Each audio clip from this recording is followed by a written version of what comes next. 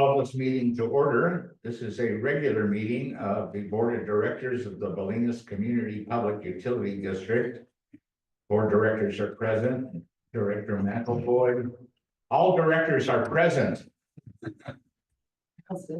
Today is March the 19th, 2025 at 6 p.m. We're meeting at the Bolinas Fire Department meeting room.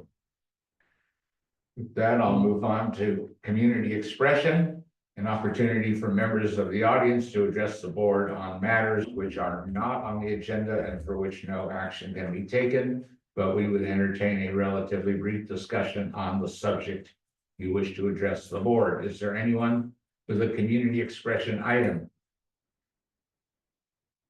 I'm appearing. Oh, wait a minute. Under that, I do see on our agenda letter of protest from Sandra Delavare regarding the recology rate increase. Is that a community expression item? Yeah, I mean, we talked about just the kind of logistics of this, and Belle had told me that usually if they receive incoming correspondence directed at the board, that it's included here. And so that's what we did. I would recommend, or I would say that this will come back forward when it's relevant for our public hearing associated with that, which will happen next month.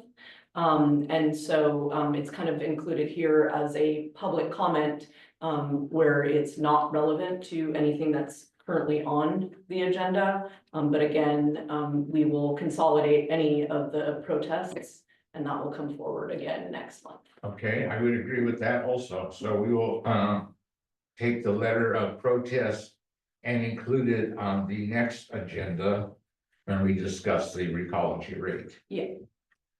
Okay, and then the next item is to consider amending the order of items in the agenda.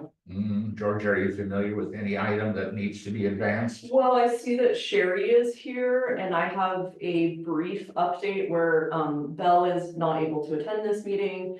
And so she just prepared a brief memo for me, and obviously Sherry can chime in, but I would suggest we move that one up. Is Nikki? I'm not It's sure. dropped off. Yeah, I mean, maybe she saw the letter of protest. I'm not sure. But yeah, again, I expect people from next, at next month's hearing. Okay, so is there a particular agenda item, for instance, Yeah, yeah, like the recall, go ahead. no, that's the only one in which I'm aware of an attendee. I had spoken to Jeff Clapp. He requested that we not move his item up, because I think he's playing soccer. And so. So you're talking about basically item 6, which is the resident permit parking plan committee. You Yeah, want to move that up? Exactly, yeah, so that, And where would we move that before your, before the manager's report. Okay. Can I get a motion then to move item 6 up to be the next matter on the agenda? I'll make that motion. I'll second. Okay, all in favor? Aye. Aye. And with that, I will call item 6. Resident Permit Parking Plan Committee. Sherry, take it away. Well, I don't know if Georgia wanted You to, might have to speak up a little bit Yeah, louder. yeah, can we turn the volume up a little bit? Yeah. see, is it me? No, my volume is up. Can you hear me now? Yes, yeah. Okay, so, I don't know if Georgia wants to read the memo from Belle first, because I was gonna, fill in what Belle says. Should, I can go do either way. I don't know how you want to do it. Yeah, I mean, I'll just read the memo here quickly and then you could fill in gaps Yeah. or answer questions. Okay, so the resident parking plan is underway. Staff and committee members have been in contact with the County of Marin and Marin County's Sheriff Office to coordinate the logistics of the program. Staff expects to send letters out to downtown residents within the designated parking zones by the end of the month. County has confirmed that there are 91 permits available. The program will allow 2 permits per household as needed, with any remaining permits going towards multi-family households if possible. The committee would like to convey that we are asking all residents in the program to please be considerate regarding your number of permits necessary. If you do not need 2 permits for your residents, please allow us to provide the additional permits to households who have multiple members / tenants with vehicles living at the property. As always, a huge thank you to Sherry, Bruce, and all of the committee members who have tirelessly pushed this program to the finish line. We are so very close to implementation. I would, Georgia, add a thanks to Belle for really taking the lead on this. It's been hugely helpful. Next steps, BCPUD staff and committee members will finalize language and related documents to be sent out to residents within the parking area. BCPUD is working on fillable form for applications in addition to the availability of returning applications via mail, email, or by hand. BCPUD will order permit stickers incorporating requirements of the MCSO, the Sheriff's Office, and county. Once all of the applicants are received, BCPUD will begin administering the permits. County of Marin. Supervisor Rodoni is working with the MCSO Sheriff's Office to provide startup funds for the program.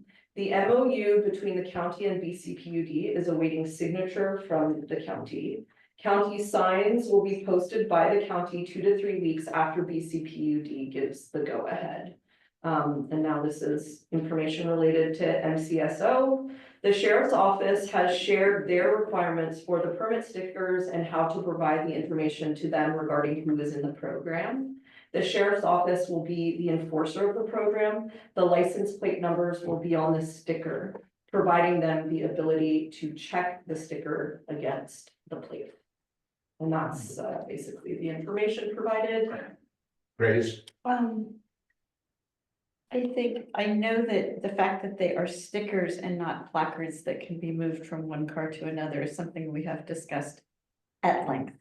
But I think that prominent on the application, because not everybody reads everything, should say, this is stuck to your car or something really basic, so that people who think maybe they might have guests and would like to have an extra parking permit will realize that in fact that is not how it works. Yeah, and I just think the more we send that message out, and I know it's been sent out a lot, Mhm. but the better. And I think that, you know, the sheriff department has told us that those folks need to have the license plate number on that sticker. That's normal. So that is basically, you know, literally that, it's not only like, that's not how this should work.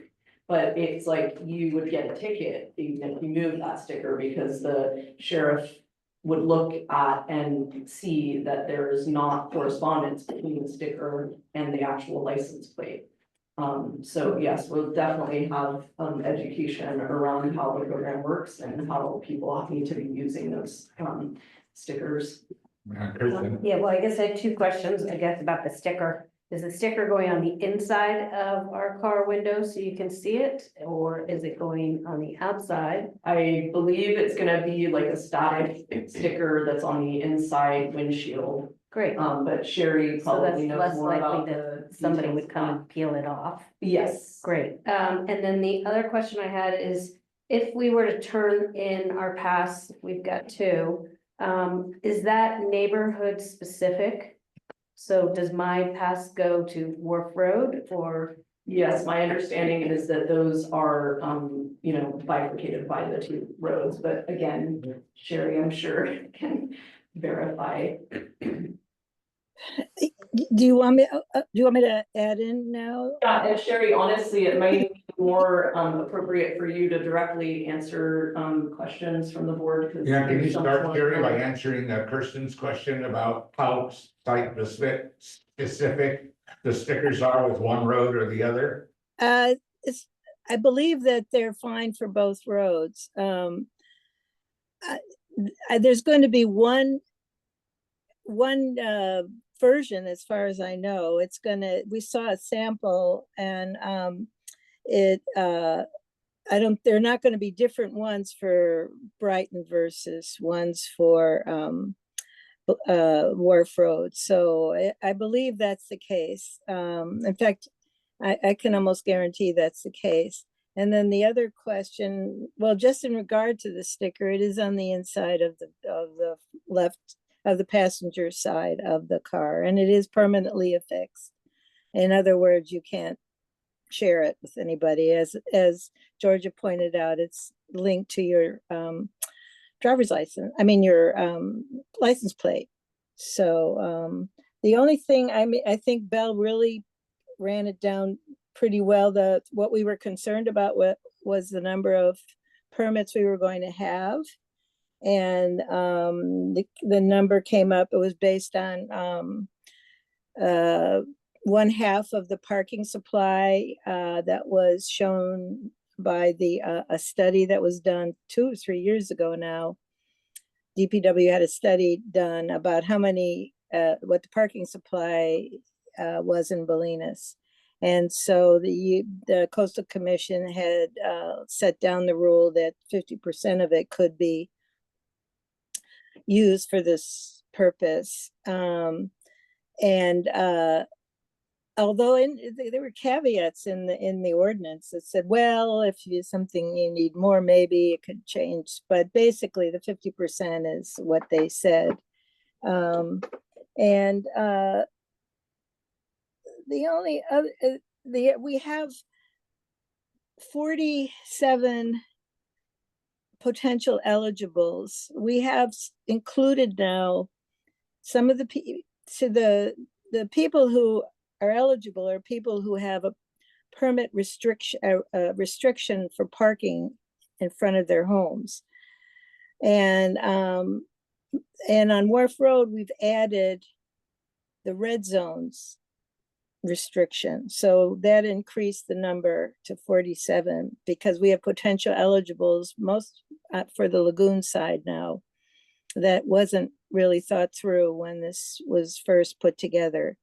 So that's how we end up with 47. Well, 47 times 2 is 94, and we have 91.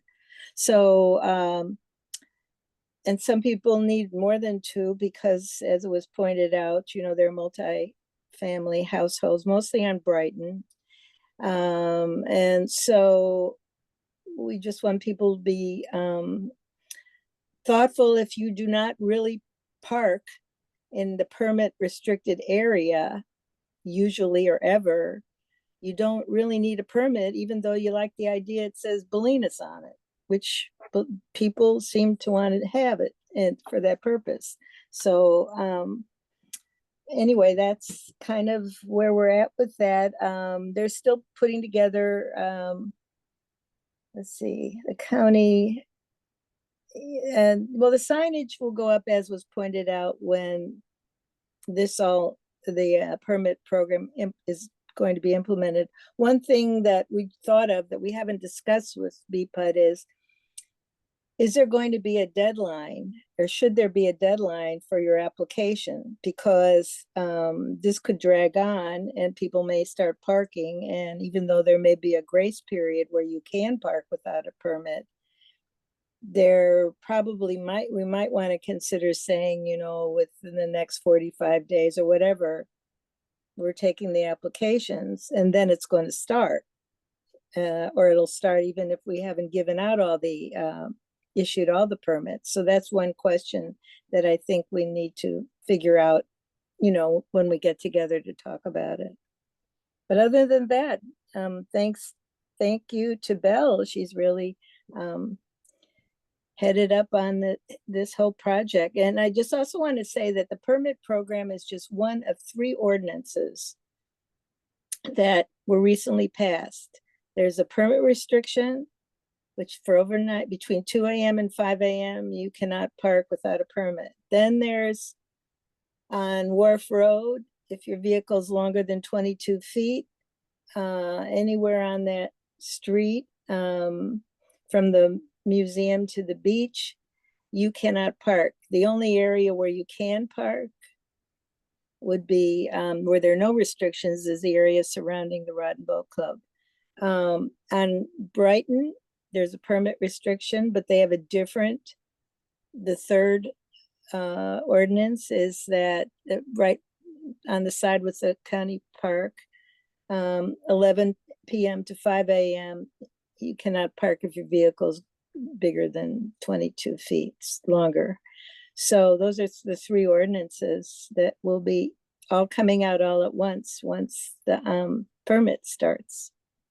So Good, thank you. Does anybody on the board go ahead, Kevin? I think in the letter from Bell, you mentioned the funding from the county. Is that covering BPUD staff time for I administering the mean, not program? really, but it's That's what it's meant for? nominal fee that's helping us like purchase the stickers and stuff like that.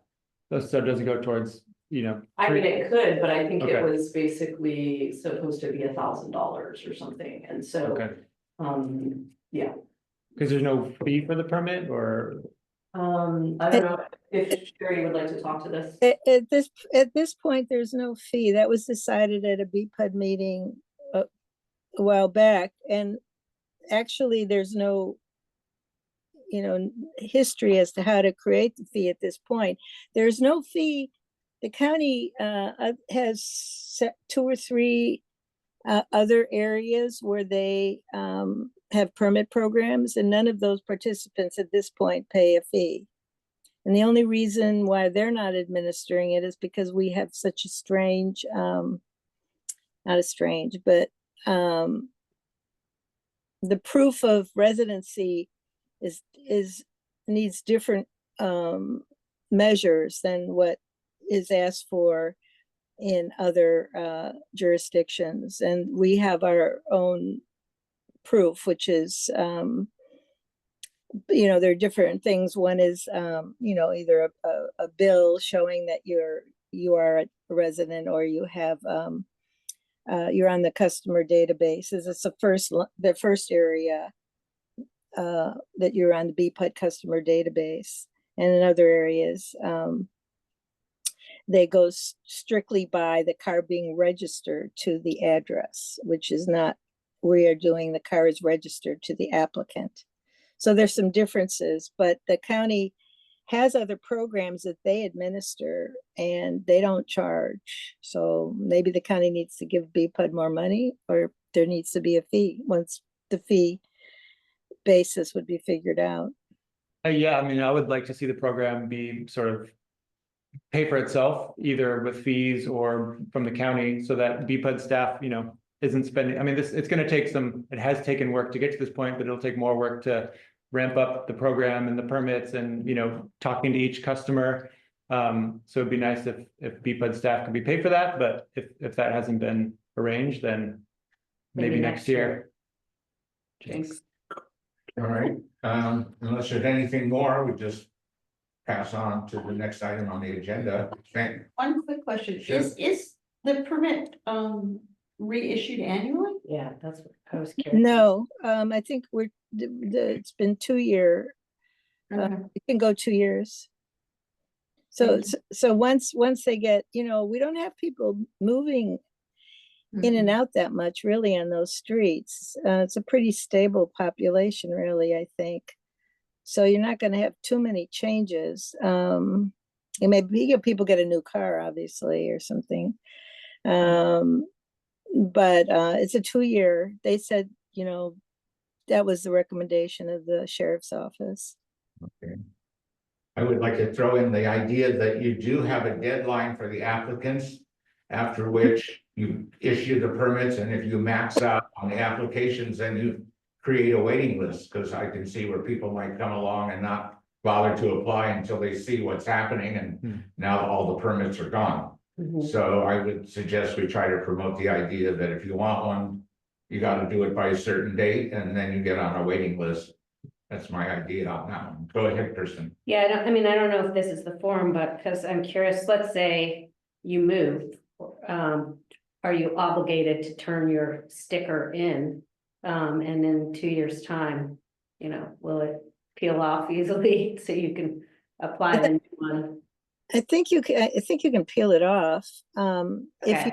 If you move, I think people will know, and then your license plate would be taken off the there's no reason to have the permit unless you're gonna. Yeah, I mean, I guess I'll be a little bit more specific to me, but it might come up. I mean, I've got a 15-year-old who's within a 2-year period is going to get his driving license. I don't even know if it'll be applicable for me. No. So, but I could imagine it will come up at some point. So maybe to your point, he's not eligible at the time when we have to apply for it, but we can put him in Right, the right. waiting list knowing that in a year's time, he will be. There'll be situations like that. I mean, Yeah. yeah, I mean, it's, I don't, well, this is what BPUD has to decide, the staff and the, you know, Jack, you gave a statement about it, so, you know, I think that needs to be included in the application, which we hadn't,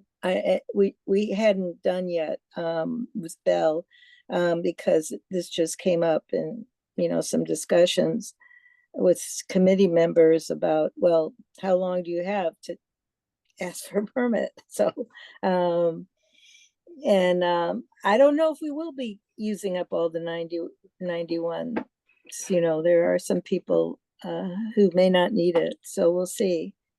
But Go ahead, Andrew. Will there be notices to the residents about the application process and the timeline? Is that a piece of paper that they get, or? I would assume, is that the notice is gonna go out in some written form to each? person? yeah, the notices, well, you know, Bell's, yeah, everyone in the, who's in the area where potentially eligible will get a letter with the application. I mean, I believe this is what we decided. We'll get a letter explaining the program, the process, and the application, and actually asked to please fill it out electronically, because it would be much better to have that in a database right off the bat. I mean, you know, it'll go right in and it can be tracked rather than entering it later or whatever. So that's what Yeah. would Yes. So, happen. okay, Thank you. all right, well, it sounds like it's moving along quite nicely, and thanks again. And I think I'm gonna You're keep welcome. going with the Thank you. agenda. All right, Thank you, Jerry. Thanks. thanks, Yeah. bye. Good. Bye. Okay, so with that, the next category on our agenda is discussion items, and number one is the manager's update. Take it away, Georgia.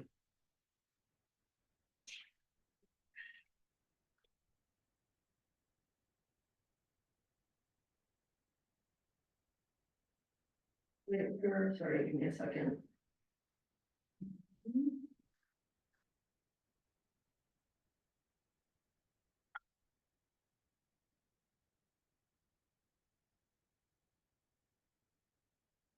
Do you mind if I move this maybe to the center of the room? I'm worried it's gonna be right next to my keyboard. Can I like put it on a chair here or something? Yeah, sure, better, yeah.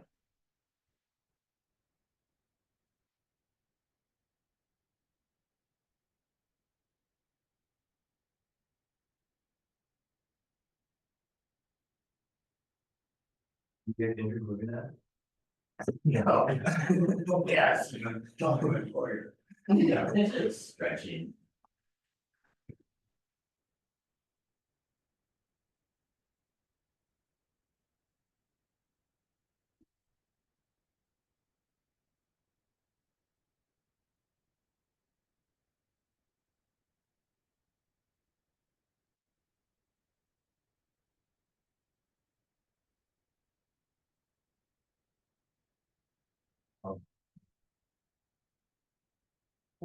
Good.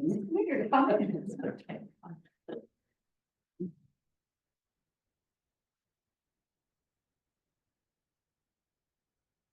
All right.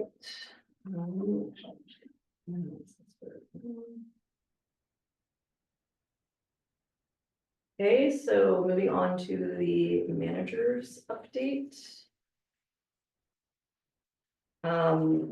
Briefly, the status of our water supply. This is just a reminder, I think, because things are pretty dynamic there, I just wanted to show you again what things looked like in February when I showed this to you. I don't know if you can. I'll just clear my. But that's the upper impoundment, and I was telling you guys that it had filled in with rock. And that we've moved that February down to the lower impoundment because of that rock fill. There's basically no, like, acute reservoir there now. Okay, and this is what the lower one looked like.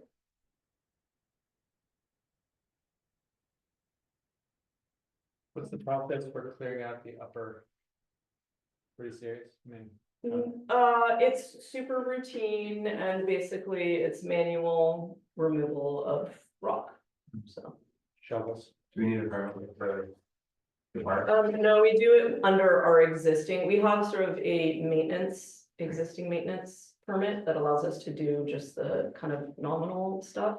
That's less kind of invasive, so, Okay. but that's, you know, how we manage that. Oops, sorry, okay, and then this is basically, the video here is linked, so what you're gonna first see is the upper and then the lower all kind of threaded together. And so this is the upper now. Definitely, you know, that was like right after some rains, that February one. But you can see obviously the rock is really filled in. Yeah. And then the lower.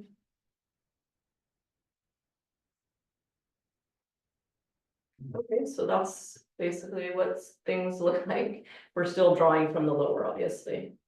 Guys. And then this is photos today of the reservoirs. That Evan took with the drone.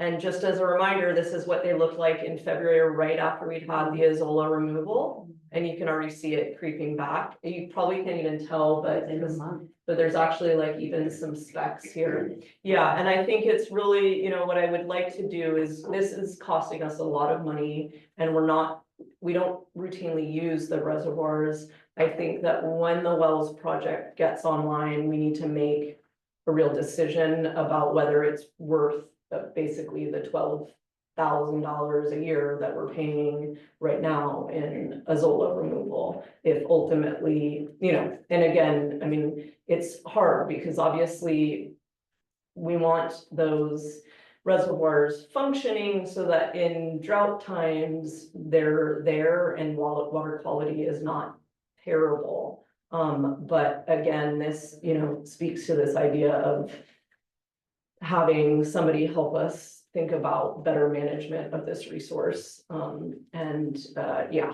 and where do we find the money to effectively have that kind of feasibility study run by somebody?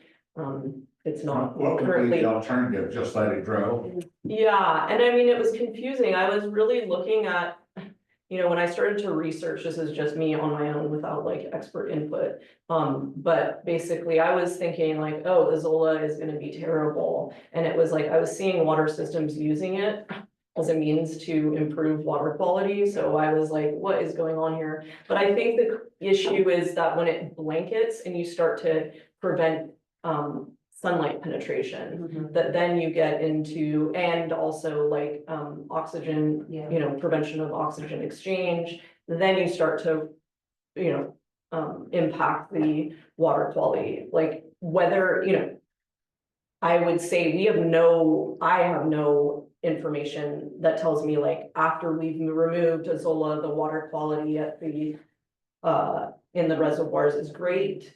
And it's terrible when it's there. It would be nice to have that empirical data to help us understand. I know that just all of the biologics are really hard on our filter system. So when we have to go on to the reservoir, there's, you know, impacts, just basically all of that like debris coming in to our system is really hard on the system. So some of that is basically improving some of the sort of coarse filtration as it comes into the plant. We don't really have, like, that could be upgraded. So you could imagine that maybe if we did some of those kind of preventative measures and we did say one removal of Azolla a year or something like that, we would still be able to use the water in a pinch. It wouldn't be as hard on our system, and we wouldn't have to expend so much money just basically, cycling through this Azola. But again, these are decisions I would feel much more comfortable making with professional input from experts.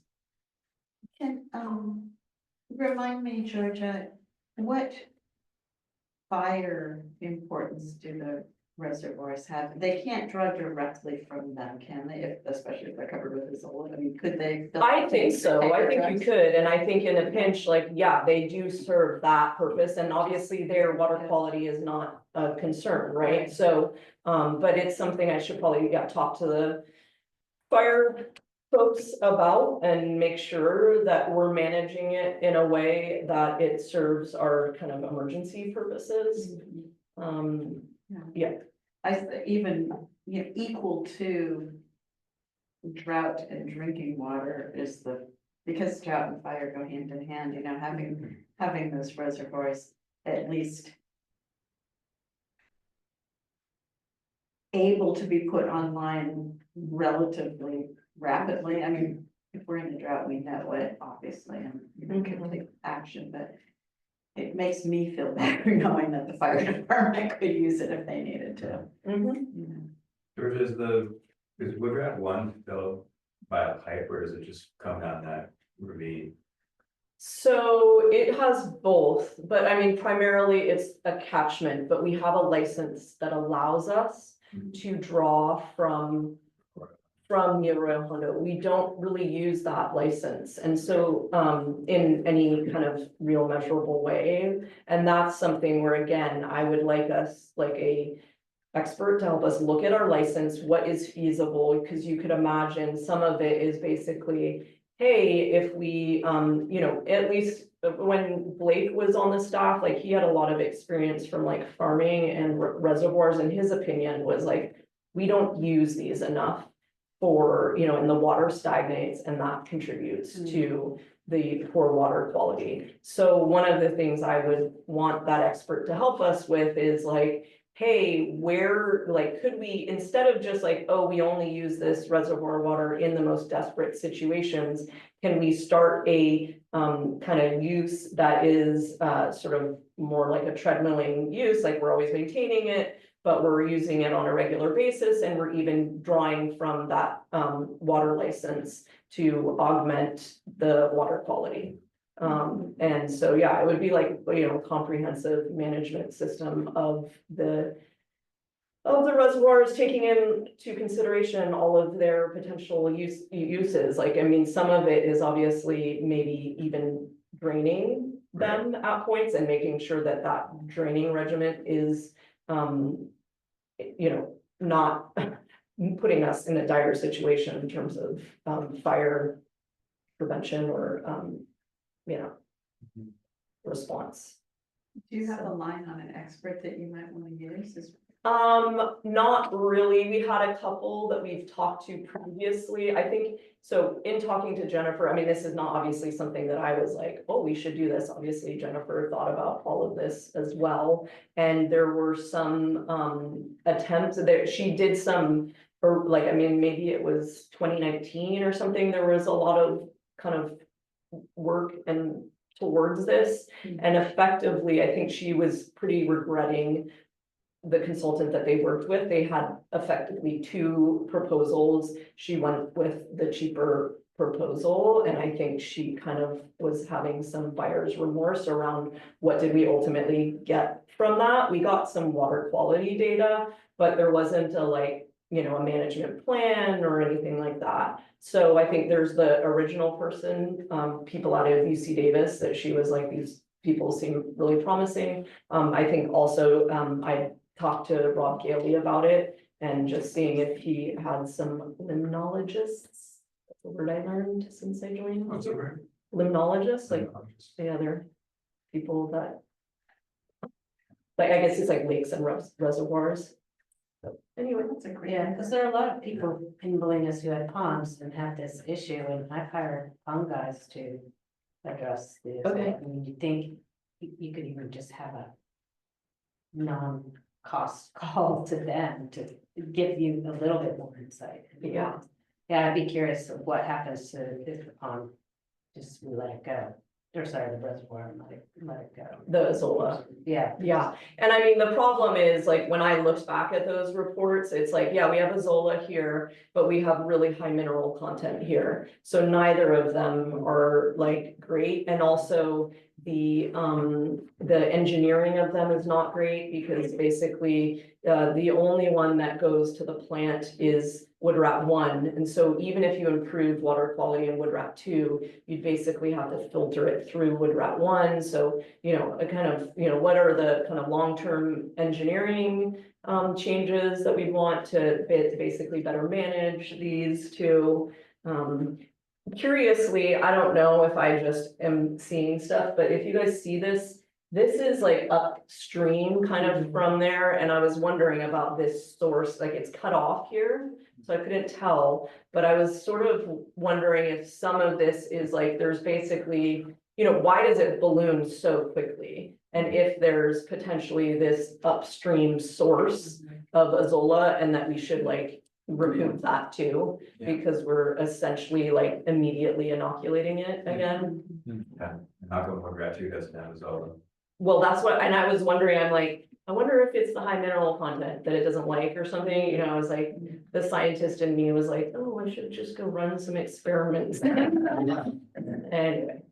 It is. No time. Yeah. But how about Bill Nyman's, because he's pretty comparable to what we have going, does he have a problem like this? Well, I think, yeah, he was Banana pretty, bubbler. yeah, he was, my understanding is that he has kind of been annoyed at us for yeah, and I don't know if, yeah, that's a good point. I know that he was dealing with the same issue, and we're sort of like, upstream of Right. him in the watershed, and yeah, I should confer with him and just see if he has been able to manage his and how he does it. Well, he has a nano bubbler, so he's got air always going through the pond. Okay, And Yeah. 250 Mesa, Tucker, right across the street, they've got a pond, and then Sheriff's. And the concern there is, yes, one person gets the Zola and it can travel. So yeah, and I happy to have, give I you the mean, pond guy's name that services these guys ponds and how they mhm. fight off the Zola, or what the other options are, if you Mhm. wanted somebody to just. Yeah, I mean, aquatic resource management are the folks that we're working with now that are removing our Azola. And they, I know, are servicing other ponds, but, whether there's different options that are kind of less just, labor, remove the Azola type thing.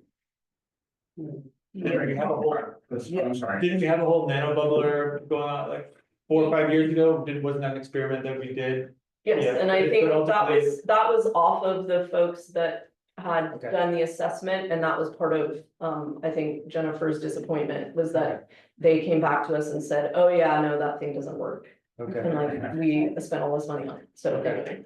No. Okay, moving ahead to water consumption and production. So here is just reminding you guys, this is just the 3-month, view of December, January, February. Production here in green, and consumption here in red. And so that's basically we're at 125 gallons per day per connection.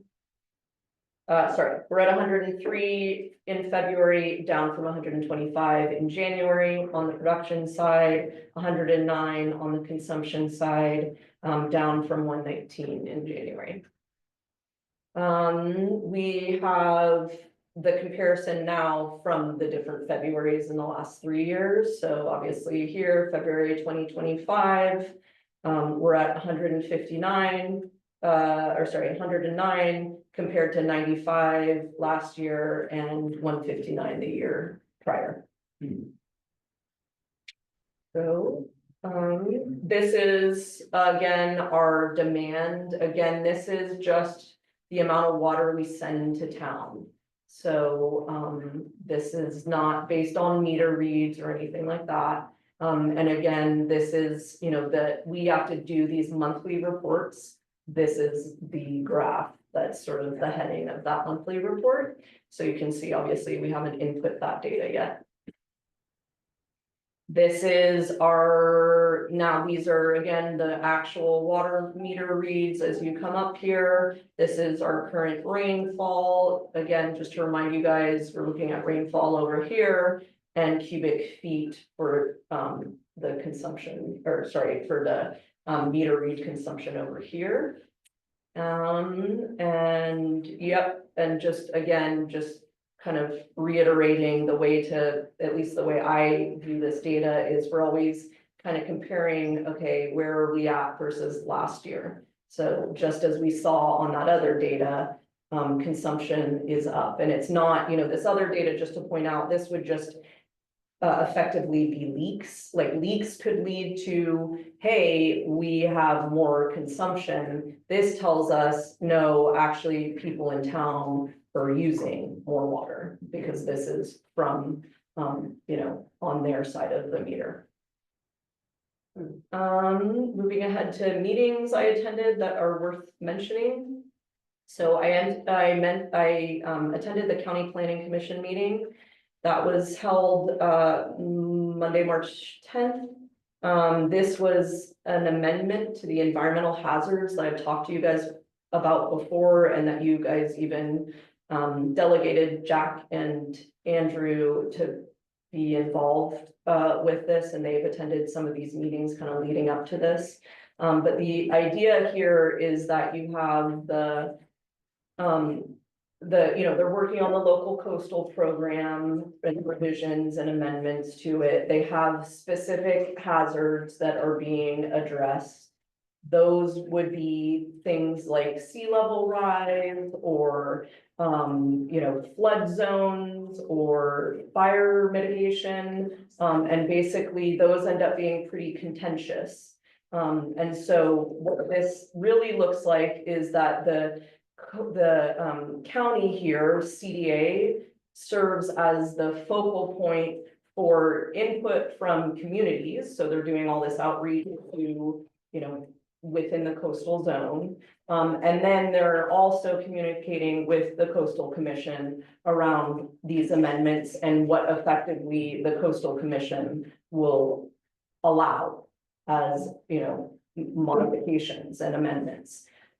So, yeah, it's a pretty contentious process because you have basically different stakeholders that are not well kind of aligned in terms of the things that they want. Specifically, you know, at this meeting, and I'll talk about it again later, you have, you know, folks from Seadrift that are like, if you put this language in, we can't, you know, do any modifications to our homes, and it makes it very difficult. And obviously this is something that is felt all through the coastal zone. But obviously the closer you are to the coast, the more relevant this sea level rise language becomes to impeding your ability to effectively address that, you know, those impacts. So anyways, this meeting, I will have to say, it was quite dysfunctional because as it turned out, the Planning Commission had not received information prior to the meeting that then was, you know, or they received it basically right then and there. And so in the end, they said, let's create this was a, you know, a build as like a workshop where they would look at the proposed amendments and kind of get on the same page, and then at a future meeting, actually adopt those, that language. Ultimately, they were like, let's have another meeting on March 24th, this Monday, to have another workshop. I just got an email like a few minutes ago that the CDA is looking to still have that meeting, but even push this thing off instead of like to be approved at the April meeting, at a May meeting. So I think it's really relevant. This is why I was, you know, I mean, otherwise it's a lot of time and it's not necessarily what I wish I was doing with my time. But there's a lot of language in here that when I look at it, you know, because it has specific language around utilities. And, you know, you need to basically potentially move your utilities to address sea level rise, and that's kind of on you. My worry is that the language that they've put in there is extremely vague, makes permitting, like, if you think about these sea level rise projects, they're incredibly complicated, hugely expensive, and I'm very concerned that, you know, the county / the coastal commission is making those projects even more difficult and more expensive than they already are. And that there's not a lot of, that it's not a very practical approach to this looming issue. So that's why I think it's important for us to kind of maintain a face here. I mean, this will, maybe I'll just move on to another, well, I'll say one other thing. One of the things that I had drafted in that letter, which Jack signed, which you guys, you know, sent to CDA, as an example, one of the things I was concerned about was the fact that there was essentially a carve out for bulkheads to be upgraded and maintained in Tomales. And the bulkheads along Wharf Road were not in that language. And so us having brought to their attention, hey, this is really not appropriate to have a single carve out up in Tomales, but not here. And furthermore, my understanding was part of the reason that carve out was there is that the Coastal Commission oversees the permitting in Tomales and was understanding that some of the language that was already in the LCP was making it very difficult for people to upgrade their bulkheads, and they are kind of champions of that work because it helps fortify Highway 1, and they're supportive of coastal access.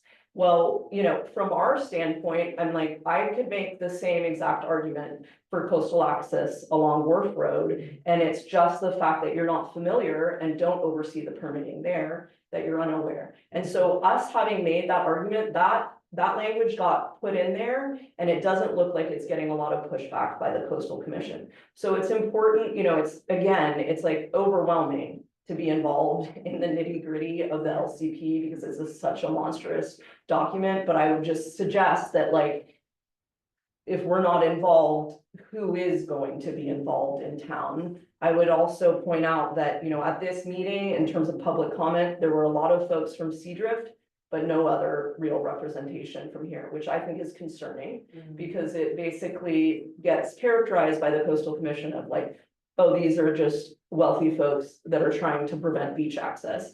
And in reality, I'm like, I am a utility serving, you know, public works projects, and I'm also running up against this language. And it's like partly an issue of maybe the folks that come and complain about it have a little bit more time on their hands to actually do this, and it's not serving a real kind of a reflection of how this language is really, it needs to be thought about in a much more thoughtful manner, and the impacts on people and visitors, etc., in the coastal zone. So, Well, it's great to see that Layla's Yeah. a new Yes. commissioner. I had no idea about that. yeah, So, I mean, talk about a valuable asset of somebody who's gonna be deep in the know of this and also has some invested interest downtown. yes, It does seem like we should yeah. be able to inform those people downtown, be able to go through this document, extract it, and then like have a. Yes, and just to point out, she had to recuse herself from this because of her business on board. And so, I mean, part of the reason I want to meet with her is because I really think it's not appropriate for her to recuse herself. I think that the conflict of interest is very tenuous, and that the impact on, you know, like the provisions that are specifically around Wharf really impact all of our utilities and so broadly impact the community and to. It's not like if she was one of the homes that actually have a bulkhead, like I understand, you know, or her business was on that portion. I think that that would be more relevant. But really, we're talking about the integrity of Wharf leading down there. And I mean, I pointed this out at our last meeting, but I just want to reiterate, I was really. And maybe I haven't, I can't remember, but basically I met with, folks at DPW and had shared with them the language that was being suggested in the LCP around inability to, like prevention, if the coastal commission is basically insisting, hey, you can't armor these structures that are near the, you know, coast or whatever, right, you know, against the, within the coastal zone. And so what was disturbing to me is that basically I've been working with DPW around structures that need to be addressed and updated. So Surfers Overlook and obviously all of the work along Wharf. And it was like, have you looked at this language and are you comfortable with how it's gonna make these projects really difficult? And it's like, oh no, we haven't looked at this language and we don't really know, but I could see how this would be making our lives really difficult. And so that's where I'm like, this doesn't make any sense. Effectively the county and needs to be kind of more aware of how it's potentially hamstringing its own projects to maintain all of these coastal access roads. And I'm worried that they're not really thinking about that. Well, and it also serves, just speaking about Wharf, as an emergency egress access for vehicles coming down and people coming in off the lagoon. You can't do that on Brighton. And you can't do it anywhere between Bodega Bay and San Francisco. So I do think you could do it over in Seadrift as a private access, but as public access. So it may be worth getting Chief Krakauer to weigh in on that as well, why it's such a valuable asset. I would love to attend a meeting with you and Leila, if that happens. Yeah. Yeah, okay, so sorry for joining on here, but I wasn't at the last meeting, our last meeting of yours, so. I'm sorry. Okay, just quickly shifting gears, both Kristen and I met with folks at DPW this week around their planned repairs of Wharf. It's very kind of in its infancy, I'd say, as far as like our understanding of what we need to do. And just to remind you, remember last summer, there was this whole hubbub, like you need to move your water line, and we spent a lot of money basically working with council around how we would essentially be able to do this in time for the project that they were ultimately saying they were gonna complete. Ultimately, they lost that funding, and then it was like, oh, never mind, we're not doing this. Obviously, you guys know the state of Wharf Road, and there's, you know, a massive sinkhole and cordoned off areas. So essentially they have a pared down version of that project, which they are gonna, pursue. And so I will continue to provide updates to you guys, especially as their project and any work that we need to do in prior to their project gets, like, once that picture solidifies, I'll bring it back to you guys. I don't know if there's anything you want to add, person. No, it's just, I want to encourage the county to keep investing in Wharf Road, right? And hope that our community. But sees just, that. I mean, to your point too, around emergency access, I think the other thing that is really, to me, makes sense is to understand the value that these roads present to visitors of the coast. The only public boat launch that we have in town is along Wharf Road. I think the reason besides our infrastructure and all of these other things, I think it's really because obviously the major pushback around this is the Coastal Commission.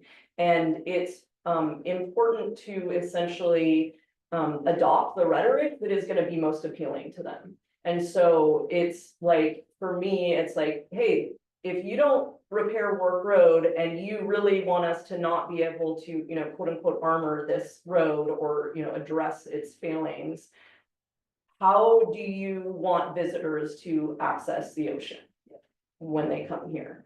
And so that's, you know, and again, I think this is more broadly, I mean, obviously, a lot of this is focused on Wharf Road, but you're gonna deal with the same exact language along the Lima Bolinas Road, right? It's like, if you don't want us to do any work there, and as an example of how difficult it is to do work there, when I was down at on the school board, and, you know, there's that flooding that's always happening there, and I would ask the superintendent, hey, can you talk to DPW around clearing the ditches that allow the water to flow into basically the lagoon? And it was like, oh, that's really, you know, very difficult for us to do because of the environmental hazards and blah, blah, blah. So it's like, even clearing a ditch because of the restrictive language in the LCP becomes very difficult. So anyway, I just think that there needs to be, my kind of ideal situation would be, you can imagine, obviously, there's some recognition from the Coastal Commission around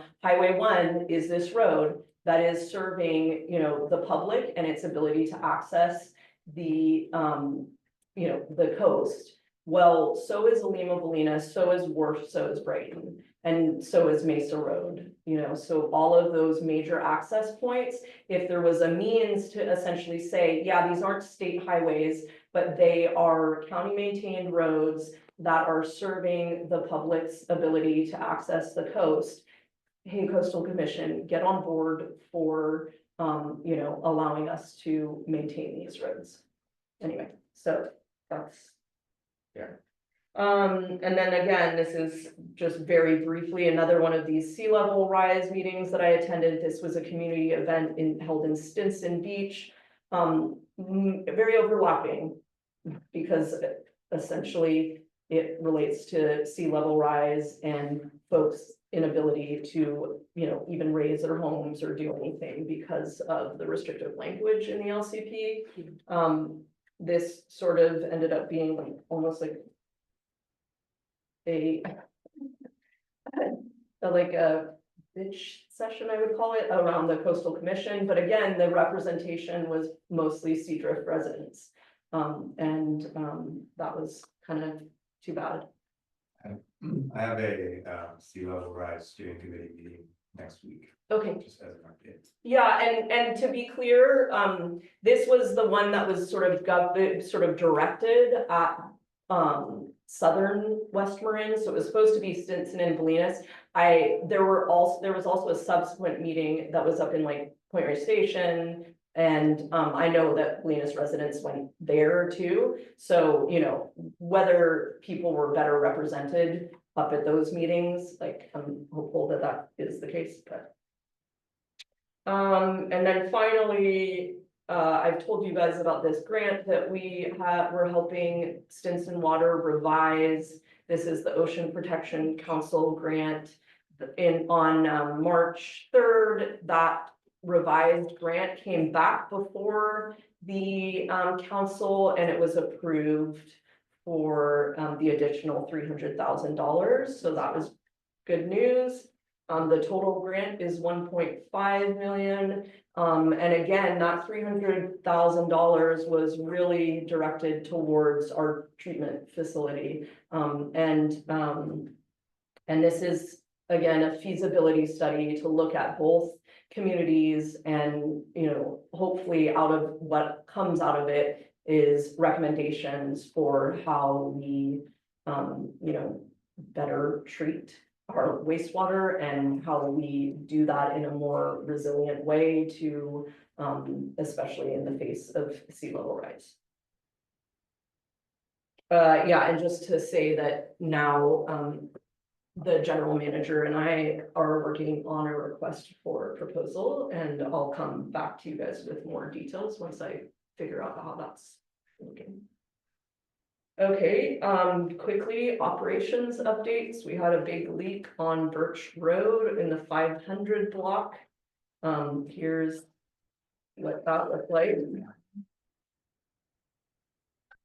Is that between Poplar and Mesa? It's right in front of my parents' Okay. house. And I was actually getting the play-by-play from my parents, were like, oh, the truck is backing up now. So, Do they know trucks as well? yeah, I think that's Sienna's shoe right here.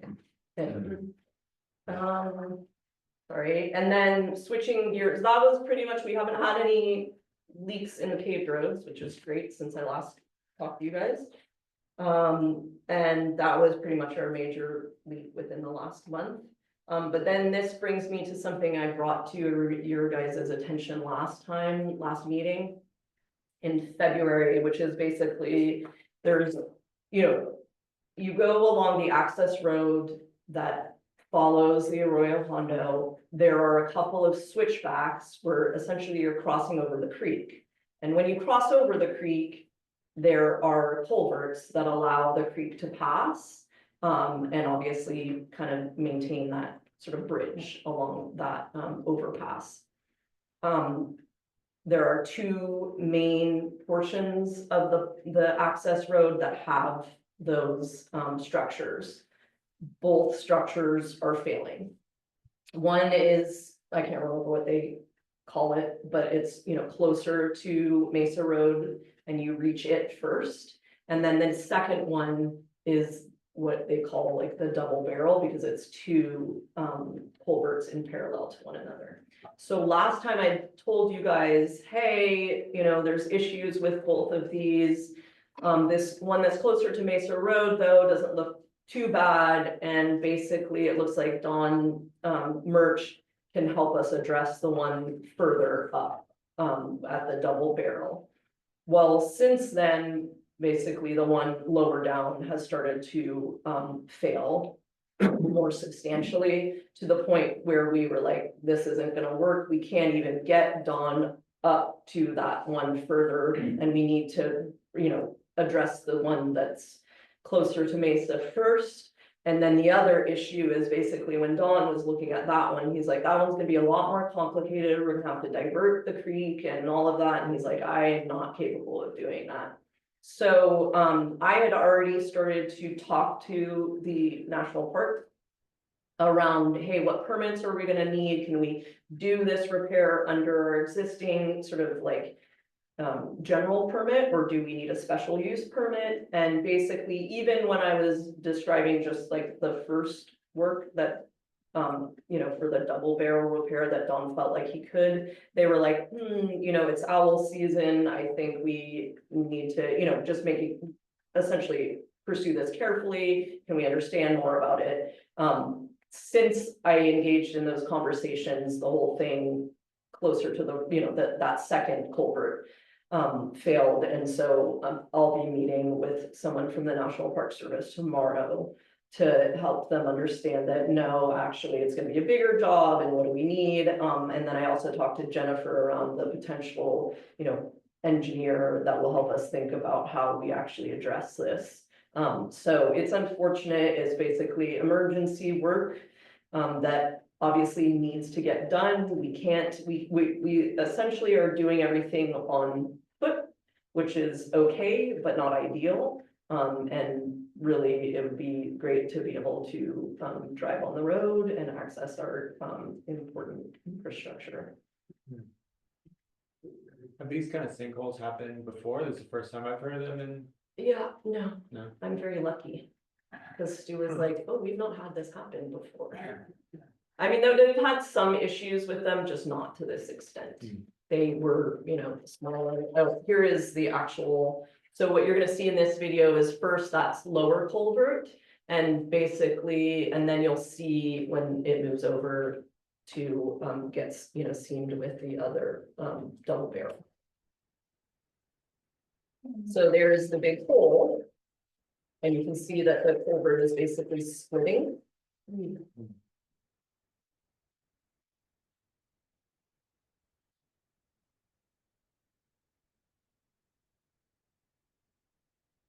So that's that lower one.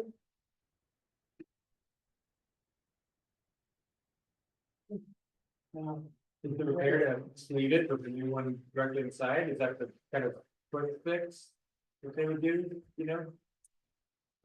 Wait 1 second. Sorry.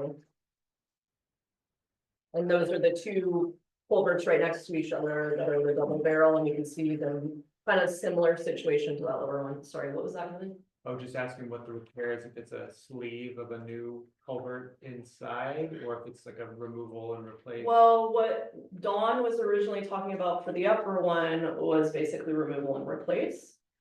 I don't know, but again, this is where I would, hopefully I can talk to somebody who knows how to do this thing.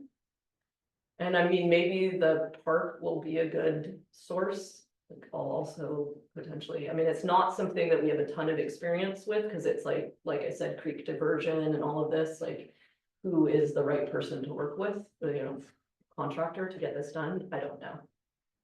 It's a little frustrating to be held up by the Park Service for an emergency repair. I mean, maybe it's borderline emergency, but you know, not being able to drive up to our infrastructure is problematic. But I remember this happening with trees blocking the path or the road, the access road, and months, if not a year, we were prevented from driving up there, right? This is only a year or two ago.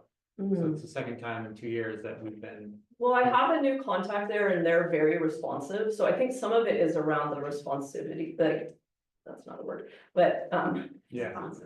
responsiveness of folks there, like that adds a lot of delay where I'm just like, hey, I sent this email a long time ago, right? Yeah.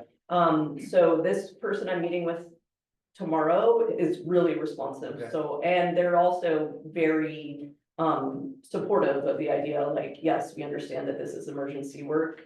Okay. Let's just make sure we're doing it in, like, you know, compliance with environmental Okay. laws and That's needs. good. So wouldn't somebody like our civil engineer be able to make a, You mean like the one that I normally work with Yeah. is like designing water? I don't know, like, at least in talking to Jennifer, I mean.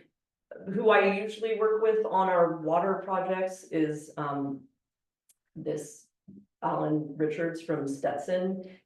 This doesn't seem like an appropriate project, you know, like I they was would be. thinking like somebody like Rich South, I mean, Rich. I mean, I just, I reached out to him around, you know, the DPW talk that we had, and he's the engineer doing designing the work for the county, and so we would like to work with him to make sure, just in terms of the efficiency of his understanding of that project. For Wharf Road, I can talk to him about it, but basically Jennifer did point me towards somebody else that she thought might be appropriate. I'm now blanking on, you know, I haven't reached out to them yet.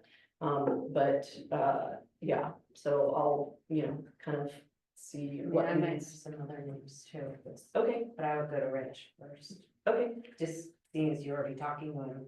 Uh-huh. And this is something that we can easily point somebody in the direction to say, yeah, have a look at this, who I'm talking to, right? Yeah. I did that. Yeah, I mean, that's also where I was thinking about, like, the Park Service might be a good lead too, because basically in terms of environmental issues and however we're gonna need to divert the creek and stuff like that, they may already work with somebody who's very familiar with these types of issues. And just another kind of PR, just please don't use the Arroyo access road right now. Is there a sign at the head of the trail or the? No, that's access a road? good point. I don't think there is, and we should, yeah, probably put something out to just alert Yeah. people. In English and Spanish. Okay.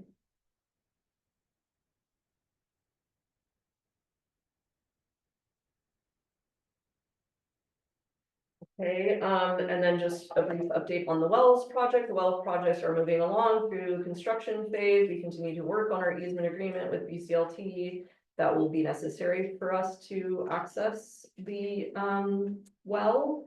I will be meeting with the grant manager at DWR on Friday to formally request additional funds to cover our budget shortfalls. They're currently estimated at $190,000, so they're big, and it would be great to get whatever money we can. Just to remind you guys, a big part of these shortfalls were due to the permitting. the coastal development permits that they made us. And again, this was kind of why it was so, I feel like it's important for us to be more involved in these amended, language that gets embedded in the LCP, because once it's in there and it's approved, then basically you're having to contend with it.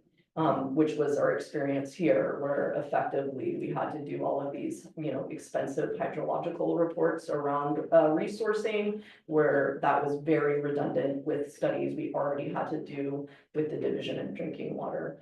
And so anyways, a big chunk of this is just essentially, they said, hey, move money over from your construction costs to your permitting costs, so that you can have enough money to essentially, reimburse yourselves for all of these costs. But ultimately, that meant that we were just depleting construction costs. So that's the way they wanted us to do it. And so now it's like we have a better understanding of what the construction costs are gonna be.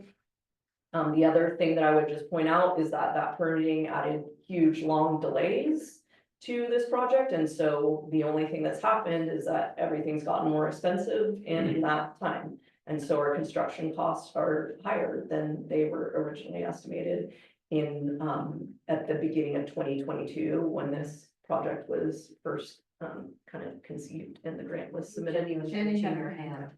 Kenny, you still got your hand up? I do, thanks.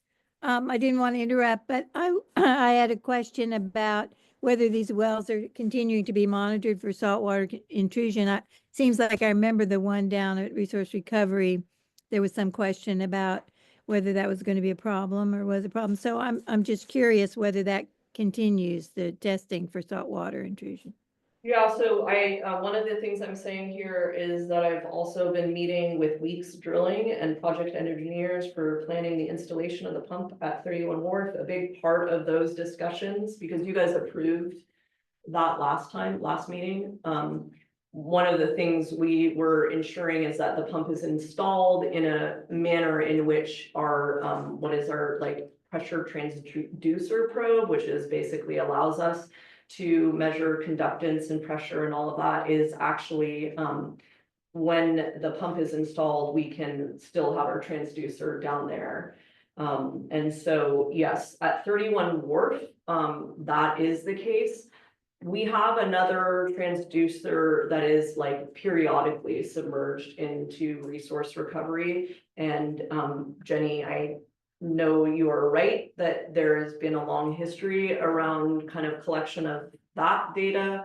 I'm not exactly sure what our sort of long-term management of that would be, but I would just say that as a condition of our accessing that water from the resource recovery well, we've basically ensured that we're not going to augment the sourcing of that well. We're going to keep it kind of in line with how Mesa Park has been using it currently. So the idea is basically the kind of summed usage for however it's contributing to drinking water, and watering the ball fields is still maintained its existing usage. So yeah, so that's, I don't know. So I don't understand, so that would mean less water for the ball fields? Yep, that's pretty much the way that we were able to kind of. That was a condition, it's primarily a backup source for the BPUD, especially in emergency or droughts. Yeah. And to the extent that we have enough water, then the field gets to use it. Yeah, But if there's a shortage, the first thing that goes is watering the ball field. Yep, what about 31 Wharf, what's the arrangement with that one?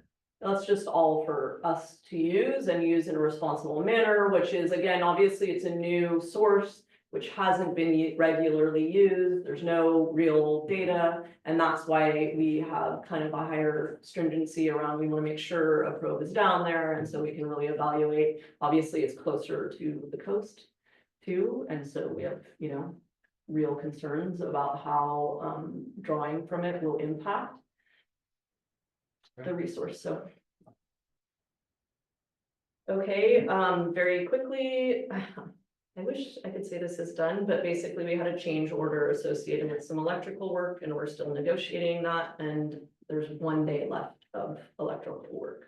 But as soon as that is done and the project is closed out, then I will bring back a full kind of report to you guys around overall costs and how everything went. The new hydrant? Or is Yes, yes, yeah, that was a new hydrant. That was all part of that project, I think. it- Thanks. Yes. So last two items for you, Um, right? Next item is public hearings, receipts and notices. There are none. Special reports or updates, no action is requested, but there's a memo to the board regarding draft fiscal year 25-26 budget and CIP reports for 26-30. Did you want to discuss those or just as for information purposes? Sorry, I'm just making sure I'm understanding where we are here. Okay. We're at, managers Item update 3 and 4. 3 and 4. I think we're pushing those to the next meeting, right? Yeah, I haven't seen those memos. Yeah,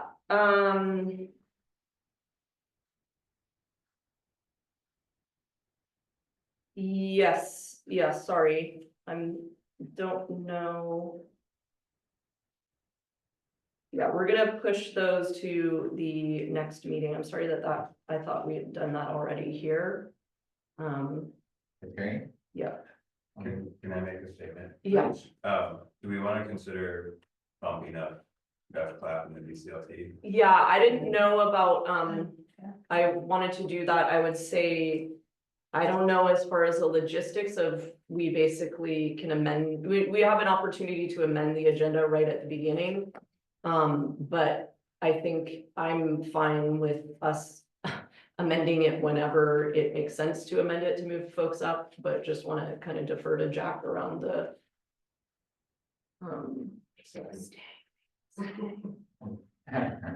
It's okay with me at first, so the board is, And then I would also recommend that, I mean, I don't know, John, if other folks are gonna be attending or but we could also move up the BEP item as well.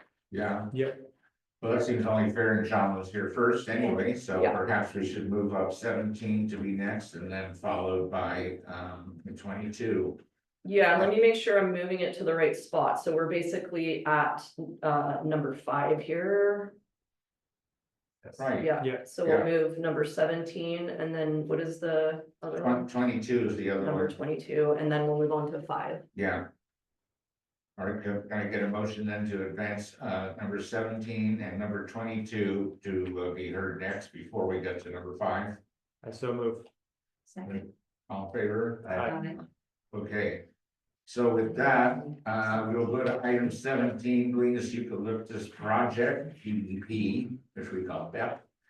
And the bike path updates, board to consider the formation of an ad hoc committee for BEP. And I would start out by saying that there was a group of us that met last week. Kevin and I were there for the board, Georgia, John, Janice, and Rudy, as I recall. Yeah. And it was a pretty informative meeting, and one of the things that came out of it was a suggestion that maybe we have just a regular ad hoc committee to deal with this project, which has all kinds of little moving pieces.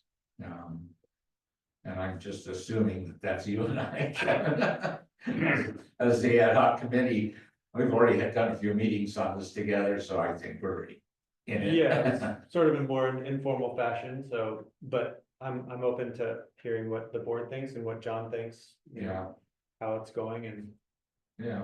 what we want to do. Anything you want to say about that, John, other than? Well, I would welcome that, and I want to thank the board in general for, you know, this. 5 years ago, we came and presented our idea, this project, trees being removed. Up Mesa Road and along Linus Road, and you guys listened and said, yeah, pursue that.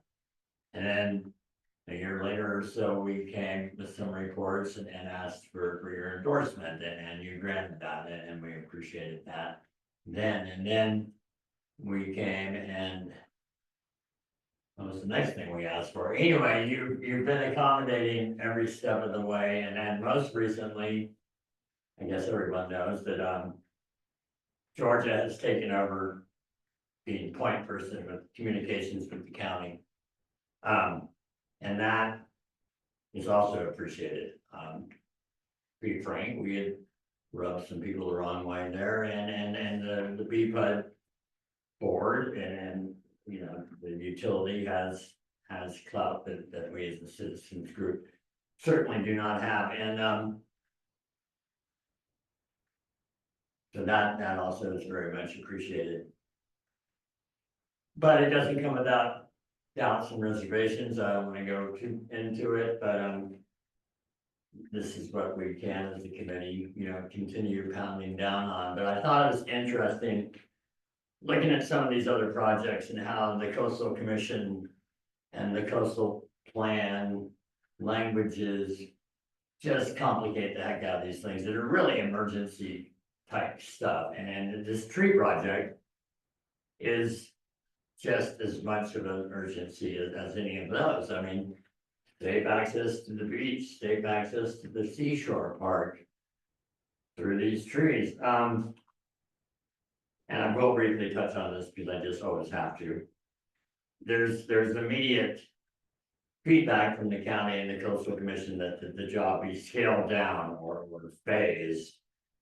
And I do understand, you know, that you have to compromise and whatnot, but this is a public safety project.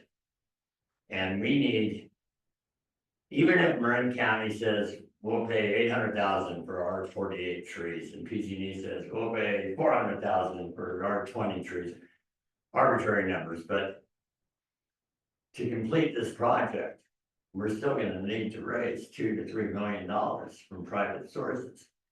And I cannot go out and sell a safety project that doesn't ensure public safety. I just can't do it. I mean, it's just not doable. So I think at every step we have to not yield. And I think that the powers that be, the county planner and the people from the coastal commission on a site visit with the right tour guides can be enlightened to understand that whatever nominal ecological benefit they think they're gaining by saving 30 trees here and 40 trees there is not worth the damage, the risk, and the crippling effect it would have on fundraising. And if we did agree to parse down scale, there would be no fundraising. The county would cut down a bunch of trees, PG&E would cut down a bunch of trees. They wouldn't grind or bury the stumps or do any post-cutting mitigation. They would just cut and split, and we'd be left with hundreds of trees within striking distance of the road and trails, similar to the one that almost killed Annabelle and Elias. So the stakes are high that we don't get rolled on this. And in the spirit of compromise, we can tell them, look, 60 feet off the border of our project, just on the southern third, 60 feet from one of our project frontages is a 1.2 acre stand of approximately 150 eucalyptus trees that will stay.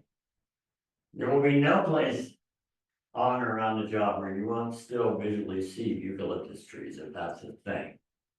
And then 300 feet beyond that 1.2 acre stand of trees is the beginning of what is 6 more acres of mixed eucalyptus cypress pine on BPUD land, which adjoins private properties. So it's less than half of the wooded area in and around the immediate project, and it's in the 9 to 10% range of eucalyptus on the Bolinas Peninsula. So we just have to drill those points all the way through, because if we agree to a compromise, the project's dead as far as us raising money and actually solving this thing. That's all I really thought I needed to say tonight. Well, so thank you. Yeah, we had this discussion at our meeting and we appreciate that. And I think from our point of view, the hurdles are all the permits. The permitting process is just a nightmare. And it's dealing with several agencies and some other, you know, private parties, and So we have to weave our way through it and come up with something that works to get the permits, because without the permits, you can't cut a tree. So that's what we do. Your message is heard loud and clear, and we'll carry it as best we can. Don't you agree? Yeah, I mean, I appreciate the summary. I thought that was, nice for the board to hear Mhm. kind of where you're coming from, and thanks for your support and all the work over the last 5 years. Back to you. So I think a site visit is critical as well. I don't think there's been one yet with anybody from the county or the coastal commission, so I think. Yeah, that's a I mean, great and next just step. to quickly, I mean, I feel like it's almost premature to delve into the details, because as it was laid out in that meeting, there's a lot of kind of shifting ground, shall we say. There was just a governor's order that, was released, or whatever you do with a governor's ordered, that was, that allows for removal of trees in the coastal zone. Without a permit. Well, it's like, as, Or you know, looking for the through county. this pseudo permitting that Okay. is, effectively under the governor's order. That is really new. It's not clear how that's gonna work, but I think it's important for us to like poke around there, because if we can, ultimately, we were looking at a multi-year permitting process that was gonna be hundreds of thousands of dollars, and that really scared me, to be honest. And I feel like if there's another avenue that would allow us to essentially preserve our dollars to actually take down trees, it's worth looking and investigating whether that's actually a path forward. So that's where, and I would go beyond, and in terms of, to me, it's not just essentially you guys providing information to us and me saying, okay, thanks, John, thanks for letting me know that. I'm still looking to partner with you guys on this. We'll be meeting soon with some of the folks at HT Harvey that have been helpful with BEP's project up to this point. And I would be, looking to continue to work with BEP on this project. So we need a motion then to create this ad hoc committee. I would, and again, I really appreciate Jack and Kevin, being on this like pseudo committee. I just wanted an opportunity to effectively formalize it. So that we, can look back to these meeting minutes and understand, okay, this was the genesis of why these folks are on this committee. Okay. I Is that a motion? move that we form an ad hoc committee to work with that. Is there a second? All in favor?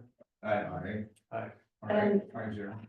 Sorry, one other thing that it's just bringing up. So the other thing that I was really appreciating is the convergence of the BEP and the bike path. The thing is that they're contending with the same issues, which is essentially the permitted removal of trees. So we do have a bike path ad hoc committee. I would suggest we get rid of that and fold it under this existing committee. Because it may make sense for them to separate again at some point later on. But at this point, that work is so redundant, and it doesn't really make sense to have two separate committees. Yes. You need a motion on that too? Jenny has her. Oh, Jenny, go ahead. I had a question that just occurred to me now, and I don't know how relevant it might be, but I was at that sea level rise meeting next to George, and actually she's quite articulate. I think we have a great general manager. I was wondering if there would be another avenue to go at this, and that is with the engineering company, the woman who was there from whatever that engineering company is that's dealing with the sea level rise issues, and maybe get a way to come at this through sea level rise and storm damage and things like that, and with a person who's working with the coastal communities. Is that a possibility? I don't know, but I really would like to continue with what we're in the process of doing here, which is abolishing a committee. Now you have a motion on the table, so. Oh, I'm sorry. Okay. Well, we can hold that thought then. Yeah. The ad hoc committee can think about that. Yeah. Are you talking about AECom? Is that what you're? Yeah. Yeah, Let me sorry, I just- didn't mean to this is- interrupt. Who's All on right, the so bike- George, who's on the sorry. bike committee? I'm on the bike committee, bike path committee. Yeah, bike path. Yeah. You are Uh, one? I don't remember. It's been so long I since think we it met. was That you and, was Don Smith Probably still part of the ad hoc committee? I think it was, no, it was you and Kirsten maybe. Didn't we have one meeting? Yeah, but it's been. Okay, maybe it, Long time. maybe it predated my being here, so I don't know. I think it did.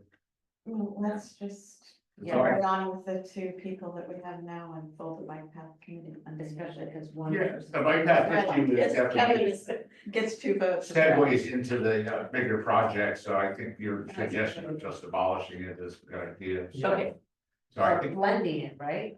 When you say. or just, we have one committee that'll deal with Right. both, of them. Perfect. Yeah. All right, What so. would Don Smith say about that? I mean, he's been such an advocate for the bike path rebuild over so many years. Every time I see him, he asks me what's going on with the bike path. So is he going to be okay with us sort of folding that and incorporating into this larger project? You know, we can invite him to attend our meetings. I mean, Yeah. he's no longer a member of the board, so No, we no, have a I know. Brown issue, so. It's just a passion project of his, I think, that he's really Yeah. wants to see get done. He's spent a lot of time on it. I Yeah, just don't, yeah, I mean, whether you guys formally call it BEP/bike path committee, I mean, you could do something like that so that it's clear that this committee is addressing both of these items. The issue I have was essentially, it's like, we need to figure out what's going on with the trees before we figure out what's going on with the bike path. Yeah. Right. And so, yeah, this is the way forward. yeah, I mean, they're yeah, it is, yeah. same property, they're both kind of public safety issues. Mhm. So, Okay, so rather than abolish it, we're combining them what I into a think. single committee. What I would suggest. All right.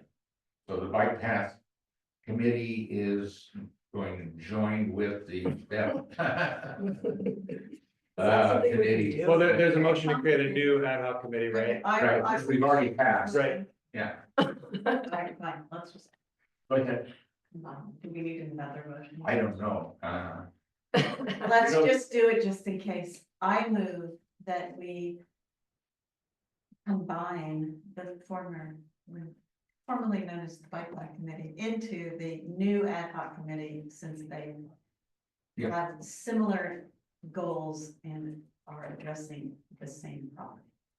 very good. Okay. Is there a second? I'll second it. All right, any discussion on that? All in favor? Aye. Okay, so it's a combined committee. But the board members will be. Huh? Potato, Eventually potato. you have your committee. Yeah. There you go. I think you Yeah. just cloned yourself. Yeah, I'm loudest. well, there's no objection of people who are not on the board coming to them, obviously, your people from your group, and then Don Smith is welcome to join as advocate for the bike path. So, Yeah. Yeah, Yeah, okay, if there anything further then on item 17, otherwise I'll move on. Okay, item 22. Thank you, guys. Thank you. thanks, John. Not really original. I mean, Yeah. BCLG request to amend the limited water use permits associated with 130 Mesa Road and 31 Wharf Road, transferring a portion of the allocated water limit from 130 Mesa to 31 Wharf Road. And I guess Jeff is here to address that in his John Fetterman outfit and It is a car park, actually. Oh, do you want me to? I mean, I can, why don't you just take it from here? So on October 4th of 2023, you guys approved allocating 17,950 cubic feet per quarter. Is that the way you, yeah, to 130 Mesa. And that was an allocation of 12,250 cubic feet per quarter from 31 Wharf, 3,000 from 6 Wharf, and the 130 Mesa also had a water meter that had 2,700. And we are not using very much water at 130 Mesa right now, which is great. And we are going to start construction at 31 Wharf. Probably sometime, like September 1 is now what we're thinking. And so we need some water for that construction project. So what we're asking is to move 6,000 cubic square feet, or whatever it is, back to 31 Wharf. And then once the purchase of 160 goes through, we'll move the remainder back. Well, we'll move 12,250 cubic feet per quarter back, From 130 to 160 from 130 to 31 Wharf. to 31. Yeah. Oh, right, Because because we're limited at 31 Wharf to 12,250 cubic feet per quarter. Did you say 160 Wharf? I thought I was. No, 160 Mesa, but it's a word, I apologize. Okay. 160 Mesa I is just the understood. insurance that we're purchasing that agreement. My memory when this transfer was first made is that it was always in the card, you know, it was always Yes. thought that we would be moving it back when you were ready to do it. Correct. There was no, we were very clear that there was no kind of guarantee that it wasn't a temporary, that this was, we were transferring it there and then Yeah. we could come back and transfer it back. Yes, And that's what absolutely. we're asking you to do. I think it's fine. Question, Yeah. can you spell out how much water will remain at 130? So it's like 11,950, Yeah, and then, yeah. but you said you were gonna then transfer a remaining amount to 31 Wharf at the completion. How much would remain at 130? Really nothing. So the other allocations, I think would go back to 6 Wharf where they were. Yeah, because, you know, 160 will be the water meter that we use for that project. Okay. And it has a big allocation. It's got 16 or something. So George has, on behalf of the staff, what's your recommendation on this? I mean, but I would recommend that we support it. Everything, they basically, we met with Jeff, we confirmed his kind of memory of everything. And as you were pointing out, Grace, it was pretty clear that it was, whether or not you guys granted a temporary request, they were requesting a temporary allocation. So I think it's all consistent with the history, all of the numbers, you know, bear out. So I would say, yeah, support it. Okay. Is there any further discussion on this? Otherwise, maybe we can just get a motion on the request to change these allocations as requested. I was just curious if there's a precedent for this sort of unstacking. I mean, my feeling is usually when a meters are stacked, they sort of stay that way, but this is the first time I've heard of them sort of unstacking and moving around redistribution. You guys know if this has ever happened before? I remember talking about this at length in that, was it June or May meeting in this room? And then I remember that was like something we talked to our legal counsel about. Yeah. It's like, Yeah. it was the issue, Yeah, is if you could unstack. yeah, I feel like we came to terms with it. yeah. And sorry, there are some relevant resolutions that I probably should have brought forward here too, that I think speak to the, you know, like, essentially you guys had not done this before, you developed resolutions that allowed you to do this. And I'm not remembering off the top of my head what number that is, but obviously, You yeah, mean the stacking? I think that's ordinance 38, right? okay. No, I mean, I don't know. Don't know, okay. That's the affordable housing Yeah, stacking. and so whether that one speaks to any unstocking, I don't know. But maybe you should I don't, consider revising it to just allow you to do this. I mean, I think that's why we didn't do a temporary That's right. stacking, because, you know, we stack the water meters and you've got it, and if you wanna move them again, then come back here. Yeah. Just like we've already talked about, so I think that's Okay. my memory of it as well. Yeah. I would say there is no precedent for it. It's a unique situation and first time it's come before the district, but I also think that we have the right. It's with our authority Yeah. to do this, and we've already done it to some extent, gotten us this far. So, I move that we allow the BCLT to take the water allocation that they need from 130 and move it down to 31 north. That we unstack that. More Okay. specific on. I don't know if I call it an unstack, it's just, That we just where allow- it's a new. Transfer. It's a I call it reallocation. reallocate, that they, Reallocation of we the, allow them to reallocate yeah, the water Yeah. to 31 Wharf Road. okay. I second. All right, any other discussion? All in favor? Aye. All right, guys. Yeah, congrats, a lot, been a long time. That's exciting. Yes. Yeah. Keep your fingers crossed. Yes. Thank you. Appreciate it. All right. Right on. See you, John. See you, Chris. Right, I'm gonna go back to, I think we're at Resource Recovery Committee. yes, we are, item 5, Resource Recovery Committee. Is there any update on that? Yeah, there's just, again, a memo from Bell that I'm gonna read to you guys. Okay. The Resource Recovery Project has been functioning fairly smoothly this past year. There has been a steady inflow of material dropped off and 3 grinds so far this fiscal year. Personnel, Joe is managing the site and working hard to maintain status quo, keeping on top of the grinds as needed and maintaining the compost process.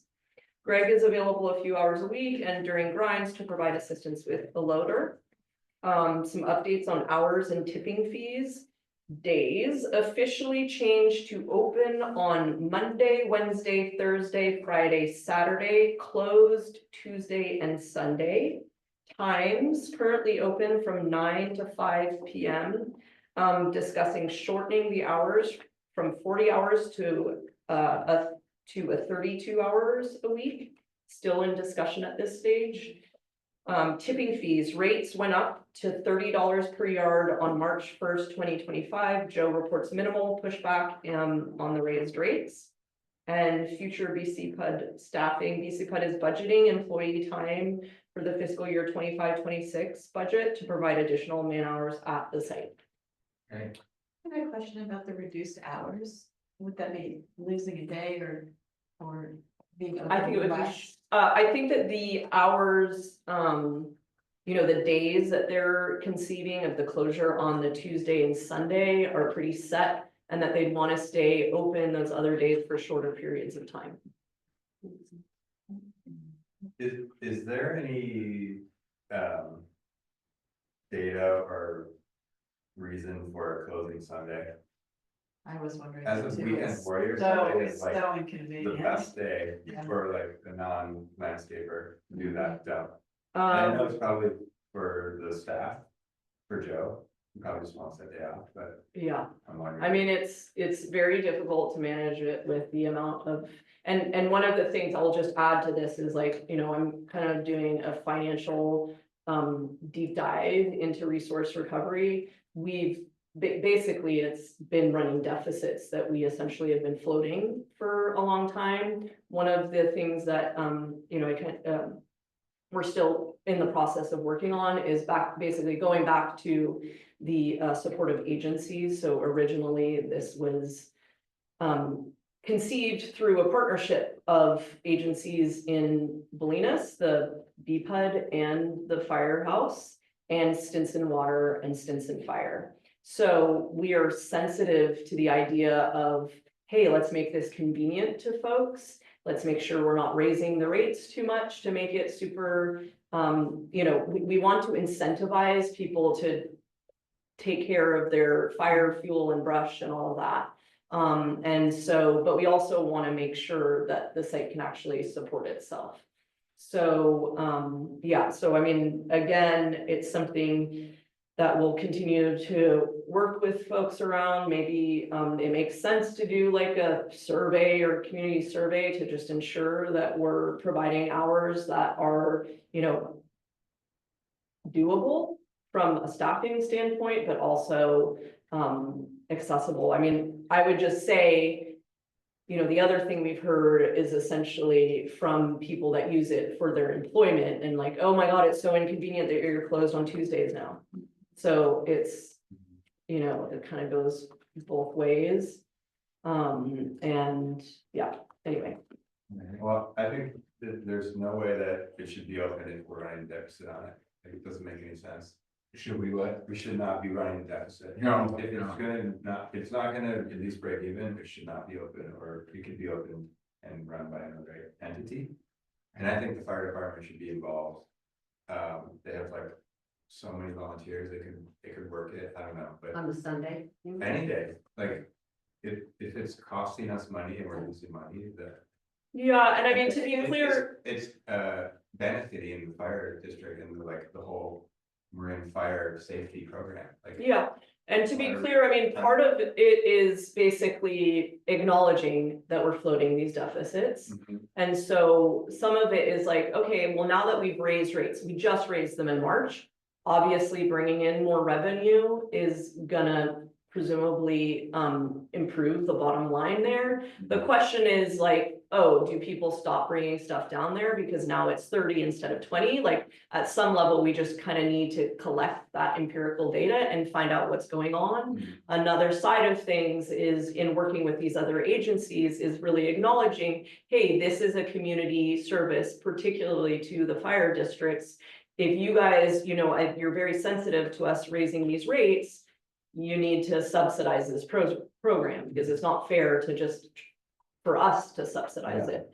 But it's also, you know, and if it's something where you really don't want us to raise rates, then, you know, perhaps it's worth your time to go out and you're already embedded in that world of the grants that are available to, you know, further subsidize the program.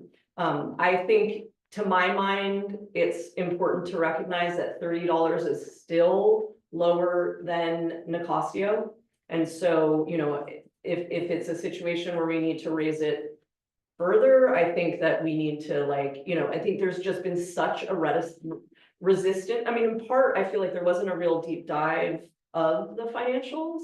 And so it's like, we just kind of were carrying, and I mean, to be clear, it's pretty dynamic. So there are some years where it's, you know, beyond breaking even, but on the whole, it was, I think, Bella had run the numbers for the last 5 years and it was like $9,000 a year. So that's just obviously not sustainable. We've made these changes. And so, you know, I would say it's premature to say those changes alone haven't effectively fixed that deficit, but I would say the other thing to just acknowledge is that there's not like a reserve, and equipment is basically, you know, like unless if we're managing it in a responsible and efficient manner, it should also, it's not just like breaking even in terms of, oh, you pay your employees, you should also be able to like upgrade your equipment when that date is, you know, inevitably comes. Yeah. So, yeah, I mean, I think I feel good about the changes we're making. I'm really happy that Bella is really taking the lead on all of this. And the other, as she points out here, the other thing is basically just, you know, it's not just our hours, or sorry, not just like financial support, but we invariably spend a lot of time managing resource recovery. And also we were getting to the point where operators were having to like work down there to manage the site. And so I just wanted to formalize that arrangement. It's like, if that's really the case and resource recovery needs that help, then essentially we need to acknowledge that and devote somebody's part of the budget towards supporting that person's, you know, wages. So those are kind of all of, you know, obviously we're modifying a lot all at once. And so we're increasing and actually better, I would say, accounting for the actual expenditure side of things, and at the same time increasing the revenue, and hopefully everything kind of works out. But obviously we'll see this next year. The other thing I would like to do, and that Bella and I are talking about, is also having like a yearly agendized item where it's like, hey, here's a deep dive into resource recovery. This is what its financials look like. This is, you know, and just having that opportunity, because I feel like part of it was like, oh, when do we talk about resource recovery? It was like a little bit haphazard, kind of when it's just like, oh, things aren't going well, then it would kind of bubble up to the surface. But just kind of having a more sort of proactive opportunity to like bring transparency around site management. So. Is there any money coming from Stinson from either of the? No, nothing is coming from anyone at this point. And that, but I would say with the caveat that, you know, the fire folks are involved and we have meetings with them to discuss all of this. And they have, the loader that's down there was a grant that they submitted. I think they insure that through their own property schedule, like I'm not quite sure. So I don't want to paint a picture that like, oh, you know, Bolinas Fire is not involved. But I think it's important, like, I mean, just as a, you know, kind of one of the things that I was insisting on in terms of how we're communicating with them, with folks over in Stinson is like, oh, this thing was originally called the Bolinas Stinson Resource Recovery Project. Like, let's implement that name again, because it makes it clear that this is not just resource recovery, RRP, like the way that we sort of colloquially refer to it is not helpful in disseminating this understanding of a partnership between our two towns. And so anyway, we'll like, I hope that, you know, this kind of addressing it is gonna improve things, so. I mean, Kent wants to be a regional connection. Yes, yeah, With that grant, so. yes. I never see landscape trucks coming from Stinson. I never, like, I see a lot of trailers around here all the time, landscapers dumping loads, but I never see anybody driving from Stinson. I mean, that's anecdotal, obviously, but. Aren't a lot of them based here, servicing Stinson. Well, even so, if I'm driving to Stinson, I never pass a trailer coming towards Bolinas, so where's all that landscaping going? I mean, it's anecdotal, but are people from Stinson using it, do you think? I don't know to what extent we're collecting that data. I mean, obviously, we're not formally collecting it, but whether somebody anecdotally knows, I know that there are a lot of landscapers obviously over there. And my understanding was that they did use it, but I I think don't. it'd be helpful to ask, I mean, this happens at, you know, transfer stations and dumps, like what city are you coming from? I think it's That's a good, good idea. it's good, I mean, you know, the landscaper may be Yeah. based in Bolinas, but if they're collecting from Stinson, that would be really useful to know. Mhm. So I don't know if it's possible to ask, if they're comfortable asking that, but I think it'd be really useful. Is Joe a BPUD employee? He is a part-time BPUD employee, so he's not under our like real purview, but he's in it, yeah. But it's like a administrative time bars. Yeah, part of. He does a great job, but. Yeah, so it has always been the case that we have a small portion of administrative staff being supported by resource recovery. You know, those numbers are kind of made up, and whether if you actually like audited them is like, how many hours does Bell actually spend managing this? I think we're probably still, you know, giving them a very like sweet deal is Yeah. kind of how I'd characterize it, but. Yeah, again, I think part of it was like, okay, well, if, you know, Evan's going down there and running the loader, like literally, that's not in our budget at all.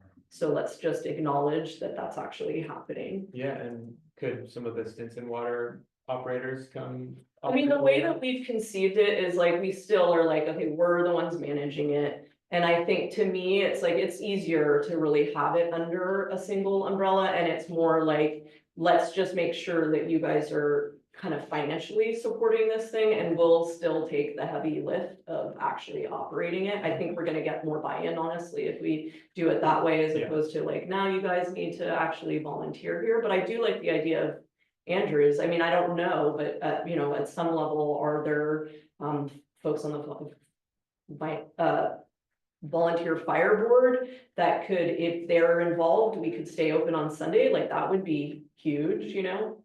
Yeah.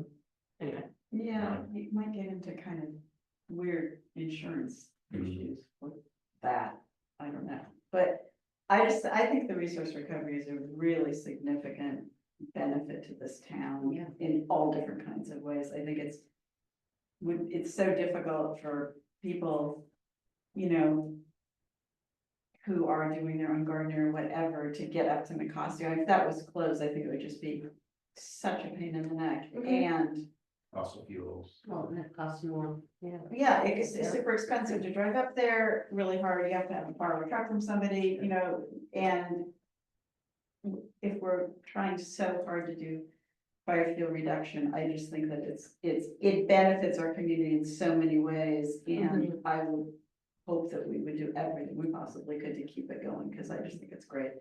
And I wish it was open Sunday too, because that's when I garden. Well, and there was also, I recall when we first started to create it, one of the reasons was an environmental concern is that a lot of people who were doing their own landscaping, pruning and cutting, and there wasn't a resource recovery, would just drive to the end of whatever road Yeah. and throw their stuff off a cliff, basically, and that was causing environmental concerns. It was erosion and Yeah. people trying, and we were trying to give people an alternative to just throwing it off the end of the cliff. But it seemed to have worked, you know? Yeah. So even besides the economics and the fire suppression, there was that whole factor that made it a good reason to do it. So there's a lot of reasons why we should hopefully make it a success. Well, does it have capacity to take on more? I mean, I wonder how many other people who are having their house or properties landscaped from, let's say, an outside source, like, let's say, Danfix. I wonder if they even know that this is a resource that they could be bringing them, and would we have capacity to grow? I mean, I think we do, but whether we're, you know, I mean, it kind of depends on the time of year and stuff like that. It's pretty dynamic down there in terms of like, oh, sometimes we have too much material and, but yeah. Or just some way to message back to people that what a valuable resource it is, you know, whether it's at the. Yeah, I mean, maybe some of it would be like, you know, in the, Seadrift newsletter, are people aware that this, Yeah. you know?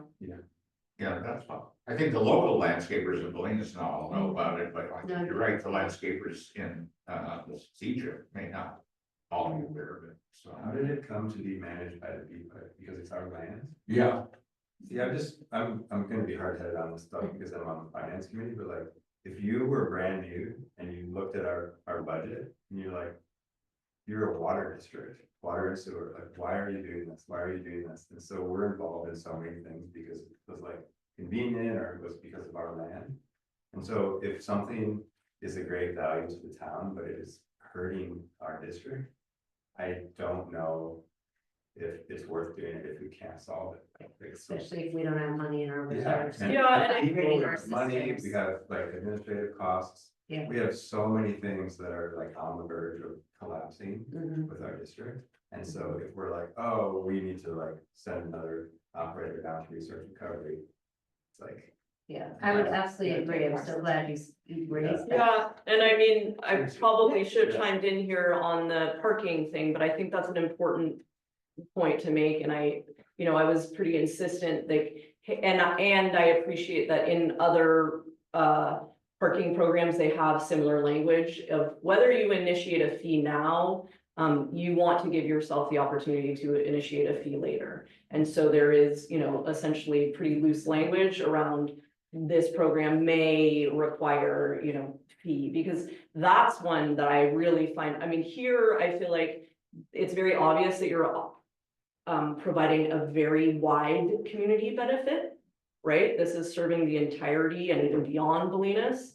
I think the parking program, it's harder to make that. And when I look at the amount of time we are spending on that program, it's like a little bit, you know, I think it's a little verging into, okay, this is not, you know, appropriate. And I would just, I would, urge you, because it's hard, right? It's like, we're the only entity to do these things. And when somebody comes to us with, you know, an important community issue, it's like really a lot on, like, you feel such a sense of responsibility to take it on. yeah. But I would really always come at it of a lens of how wide is the benefit? Because you can make a more, sorry.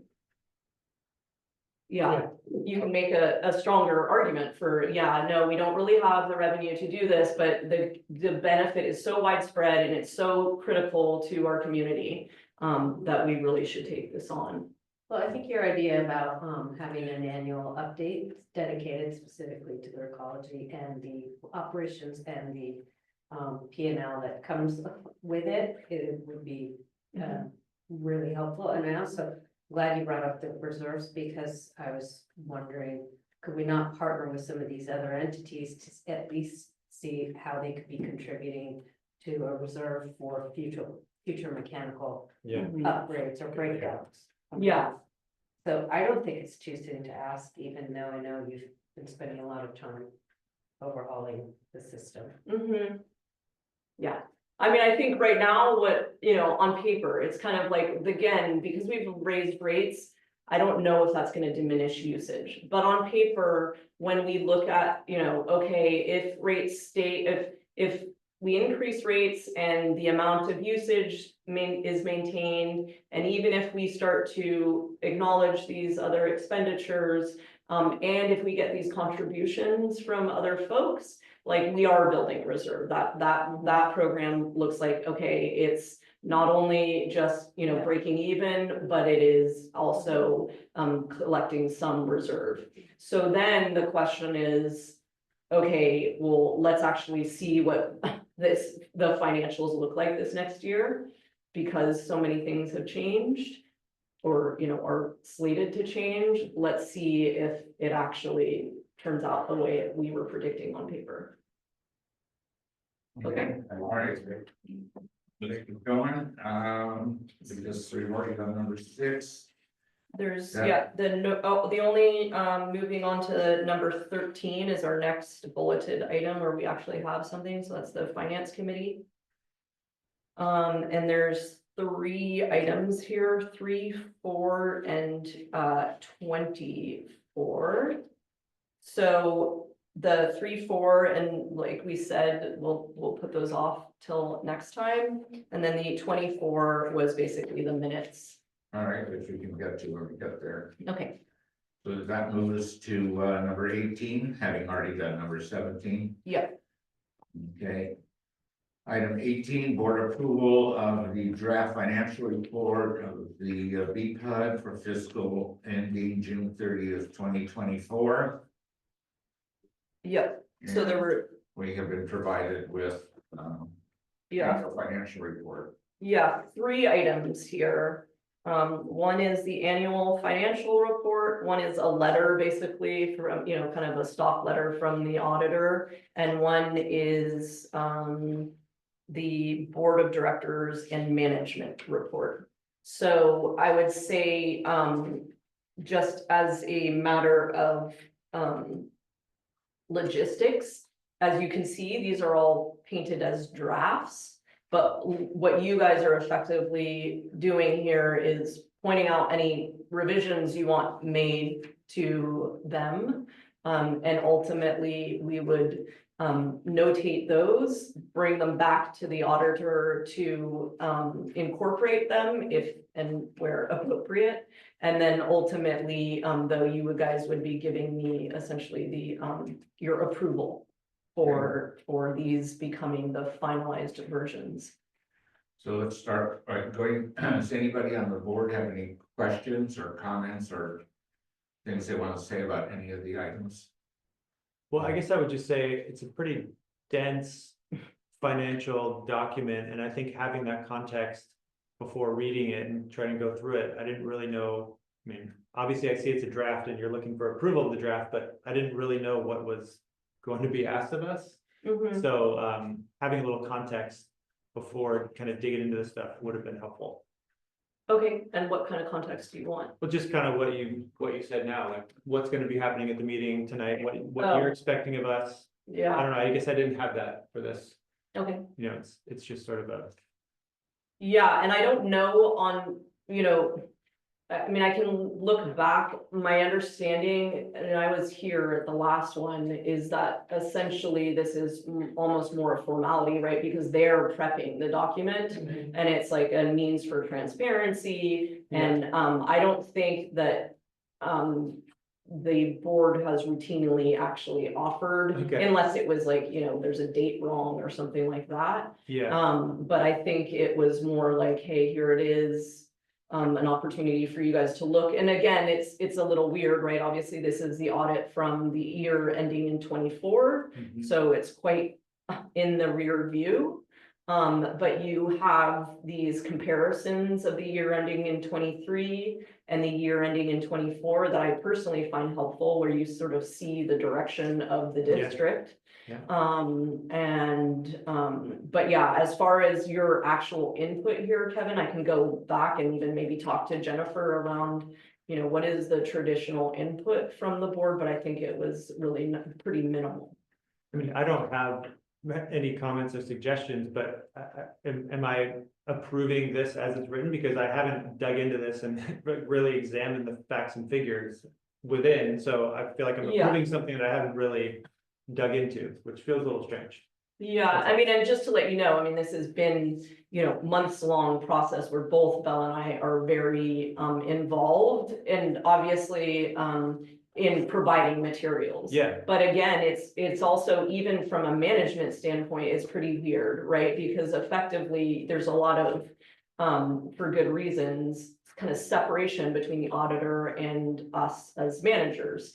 And so we essentially provide materials, and it's not like, oh, wait, no, like, we don't like what you said, right? So it is pretty much like, hey, yes, can you provide these, update this material? And there's not even like a lot of input that we have as far as, oh, this is, I mean, we have a lot of input in terms of providing materials, but not a lot of input as far as like interpreting those materials or, overall assessing the solvency of the district or anything.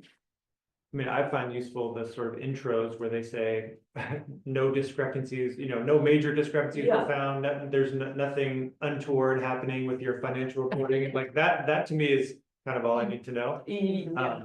I mean, And- they said that, but it was like 40. It's 50, no, it's 67 bullet points is what they did. You counted. 18A, yeah, no, it's listed. It's basically all of their findings. And analysis. And I would just say my experience on the school board is very similar to yours, Kevin, Mhm. where effectively the CBO would bring these audited reports and I'm like, what do I do with this thing? And honestly, what she would do is like point us just to that one line Mhm. and be like, here's the line that you're looking for. Are we in effectively good standing or not? Yeah. Is Mays and Associates our previous auditor? Yeah. Yes, and so there's this weird thing where basically you have to like switch auditors every 5 years or 4 years or something. And, but you can, as long as there's, you're working with like a different person within the same company, that's fine. So I think we switched within Maze. At some point, and maybe they even changed name, like, I don't know, it got complicated, but we're just at the point where we need to switch again. So if you need a board, I noticed the agenda item says board approval. Yeah, so I do, I mean, and that's where I was like looking back to essentially how Jennifer would treat this thing. And effectively, what you guys are approving is, the draft as written, and so then essentially I will go back to them and say, yes, we're fine with all of this. Please create the finalized version that we can all sign. Okay. Do we perform these audits every year because of a requirement, or do we do this voluntarily? No. Requirement, yeah, Yeah. okay.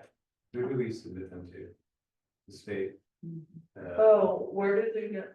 I don't know. We don't, I mean, we do it all through them, so they then turn around and send it somewhere, I don't know.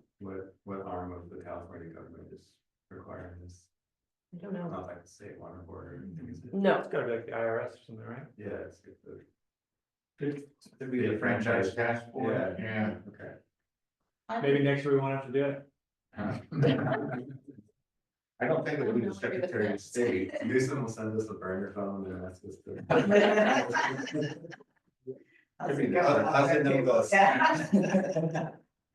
Could be the state treasurer, Okay, but I don't know who gets it.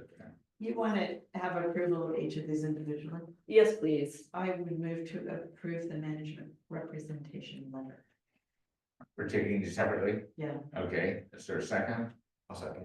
All in favor? Aye. Next one.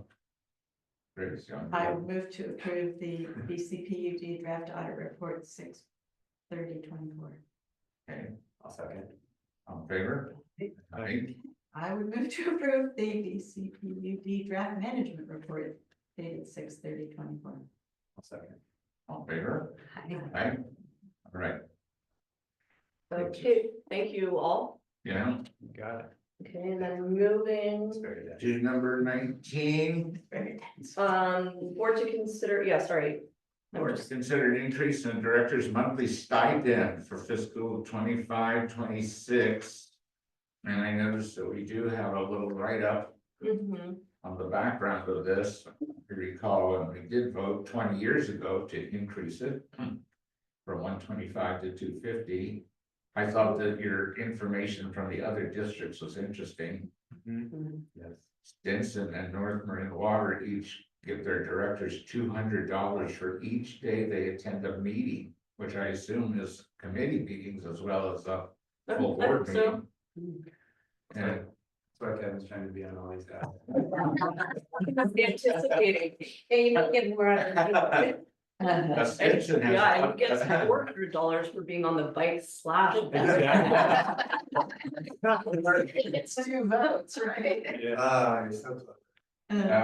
There was, yeah, now Stinson puts a limit of 6 days in any calendar month. I don't remember North Marin having that. Yeah, they do have that as well. Yeah, they have That's that as down there. Same down there, and then, of course, Inverness and Muir Beach don't have any compensation, and of course, the other boards in Bolinas do not either.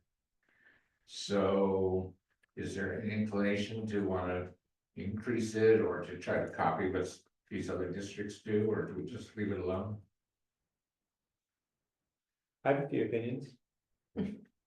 I think we should institute a CPI increase, whatever we decide to do, whether it's leaving it as it is at our current rate. I think having a yearly increase, maybe, you know, rounded to the nearest $5 increment or something to keep it simple or not.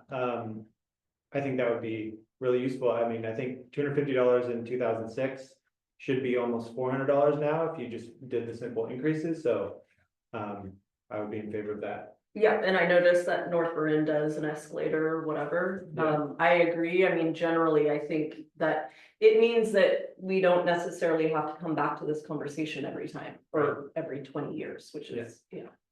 Yeah.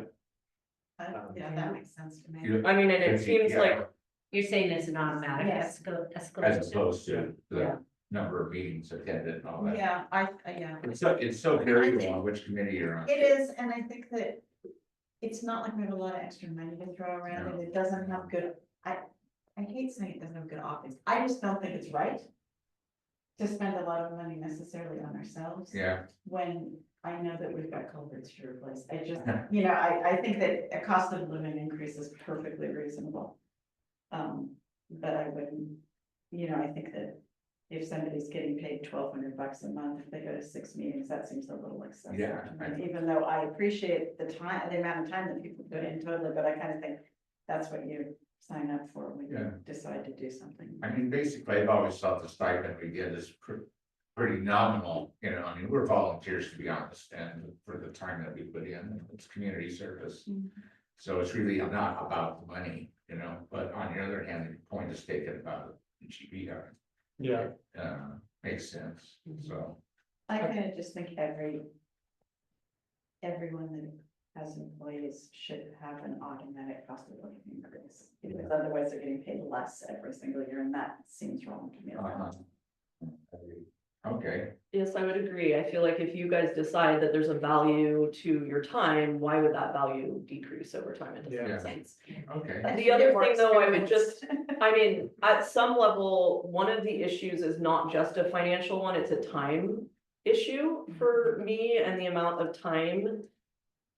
Like, I wish I had all of this time to attend meetings and do all of this, so at the same time, like, by the same token, you know, I wonder for something like, okay, Andrew, hey, can you go attend the planning commission meeting and really be the voice of BPUD at that meeting? Like, is that just, you know, if it makes me more comfortable to sort of request that of you, and you guys feel like, okay, I'm less being effectively taken advantage of, and I just don't have, you know, as much as I want to volunteer, I just don't have the time to volunteer.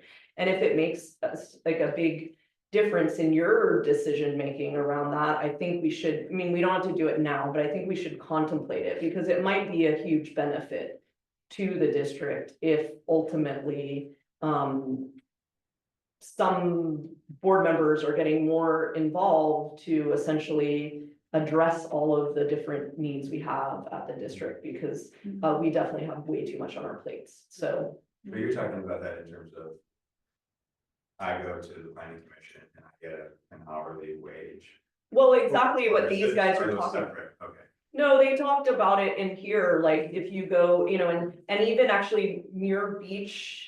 Well, maybe I'm wrong, but if you look at their like ethics, like, you know, diving into some of the stuff, it's like clear that. If you say went to the JPIA, you know, like there's the JPIA meeting, like you would get a stipend for going to attend that meeting and stuff like that.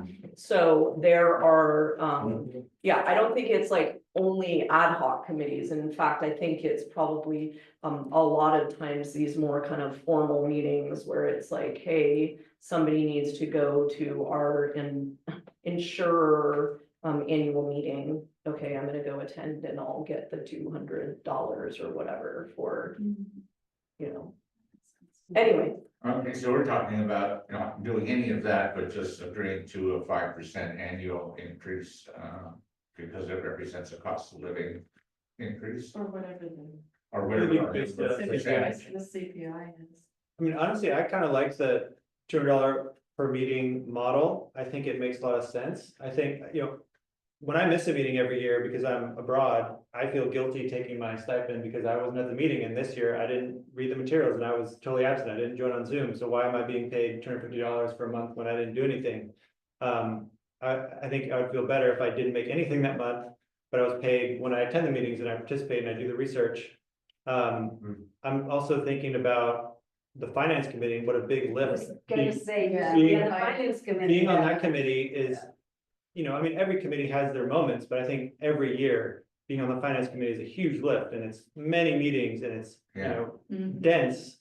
I think they do kind of above and beyond what the other committees do, you know, yearly. So the fact that they're not compensated for that, I think is, I don't feel great about that.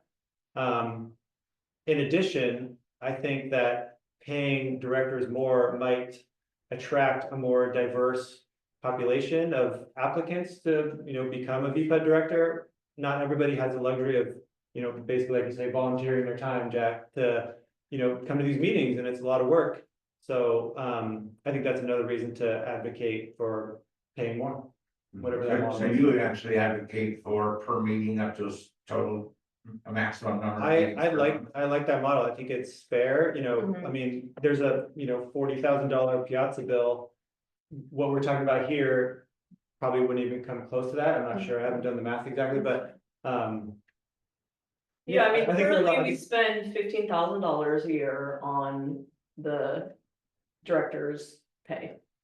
So that puts it like in context. I think the other advantage to employing that would be like, well, maybe I would be a little more choosy about basically saying, hey, is it worth it to have, for me to bring in a director to this meeting, right? It's like you're making, and at the same time, hey, can, you know, it doesn't, it also gives me the opportunity to essentially say, feel comfortable, like, again, as the example, hey, Andrew, can you attend, since you're on the sea level rise, could you attend this meeting on Monday when, you know, Belle and I both can't attend it, it would be really helpful, or whatever. So it just gives you, almost in both directions, you're being a little bit more, using a little more discretion about essentially using up director time.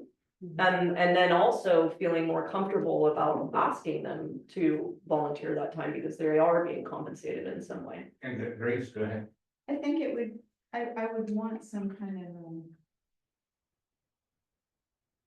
of oversight's too strong of a word, but I think I would want maybe there to be conversation with the general man, you know, somebody's gotta stage manage this, you know, and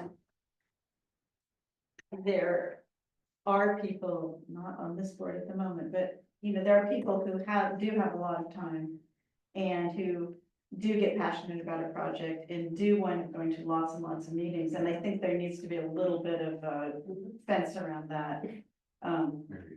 The fence that other districts have chosen is no more than 6 meetings a month, but that's not a lot of meetings. That adds up, but, if it's, We've done that.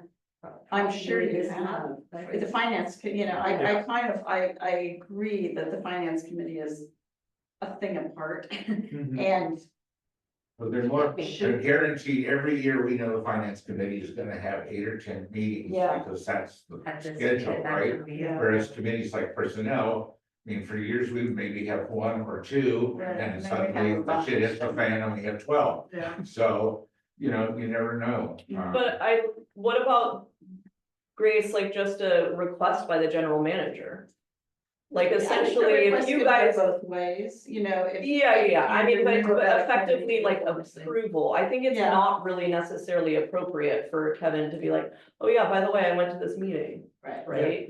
And Yeah. be like, oh, okay, well, thank you for doing that, So I would say, obviously it could be a back and forth where essentially Kevin's like, hey, I saw this meeting, I think it would be really great to attend. And we can essentially make a decision of, oh, yeah, is that of value to the district? Mhm. Also with some guardrails around this 6, 6, not more than 6, but also essentially approval by the general manager to attend. And a report out thing too, obviously. If not Yeah. For the finance committee, you're in the weeds, but if it was an outside meeting, there would be some expectation that the person, if I went to the meeting, I'd be coming and telling you about it, so you could report back to the board, or I'd be, I think it should factor through you, honestly. Yeah. I mean, I Or think at least through the board. yes, Stinson does it. Because we don't want to make. No, we more don't, time. we don't. No, but if it was an even an hour, one would have gone to anyway, and we, say I went Right. instead. I would feel like there was, hopefully I'd be coming back with information that was going to be useful for her to have, whether I did a written, Right. bullet points or whatever that might be. So then, as Kensman points out, if he's out of the country and doesn't go to our meetings because he's not here, then you would get nothing for that month, right? And then on the other hand, for meetings that you do attend, you get paid so much per meeting up to a maximum of X. Yeah. Is that the way we're But I talking? mean, you're saying if he's gone for a month, he's not attending any ad hoc or any of these other committee meetings. Right. That- Yeah. That's what he's saying, but he's gone for 3 months, let's say, No stipend. and so he's just not attending our meeting or any meetings because he's somewhere else, so he's not getting paid anything for those months.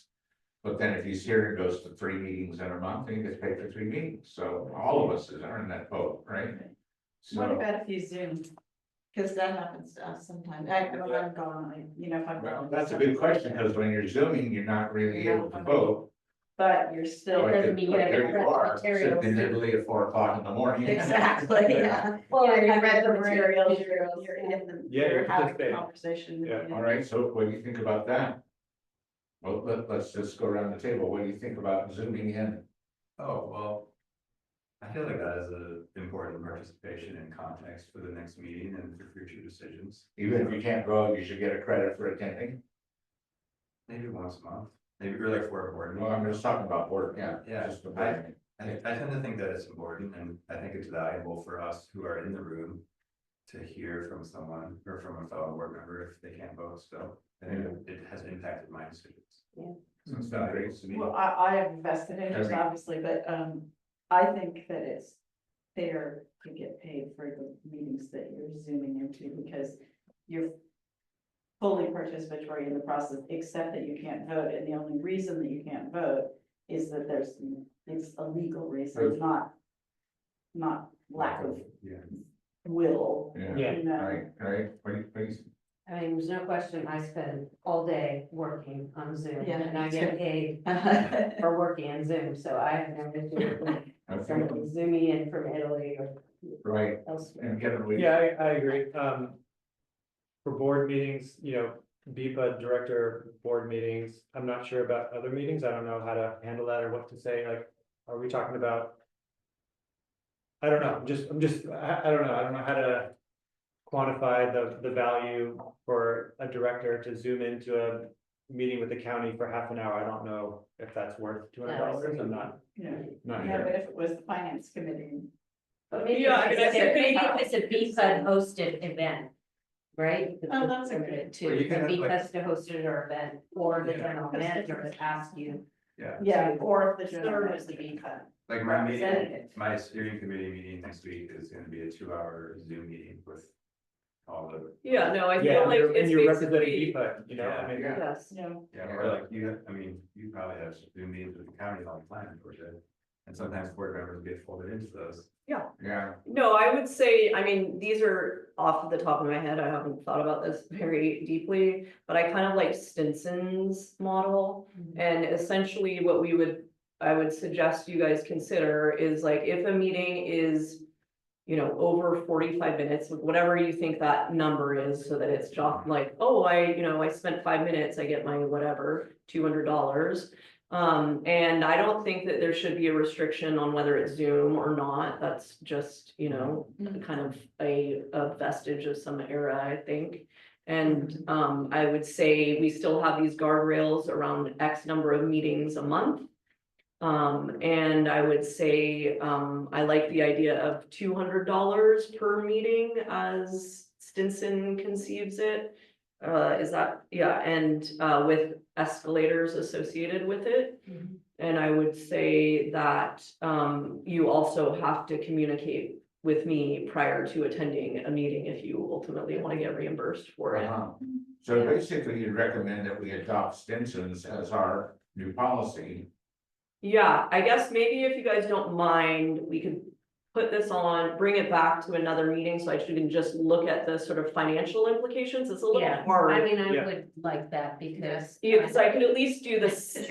I mean, Well, yeah, I mean, I agree. I mean, we could always gift it back if we felt like, oh. You don't have it's to not request the diving money, yeah. So much, I'm gonna gift it. but it seems silly to adopt a policy that's like financially imprudent, right? So I'd rather like think about it a little bit more and make I sure. would too, yeah, I mean, Well, we don't, I'm hesitant to say, yeah, let's think about it a bit more because that means one more thing we're asking you to think about, maybe what in terms of running like roughly some numbers of what we think this would be. Okay, well, I mean, maybe we can do that here, because the other thing is it's kind of delving into our finance. committee. 200, right? Well, A I month times. I don't think I don't think I've ever had 6 meetings in a month.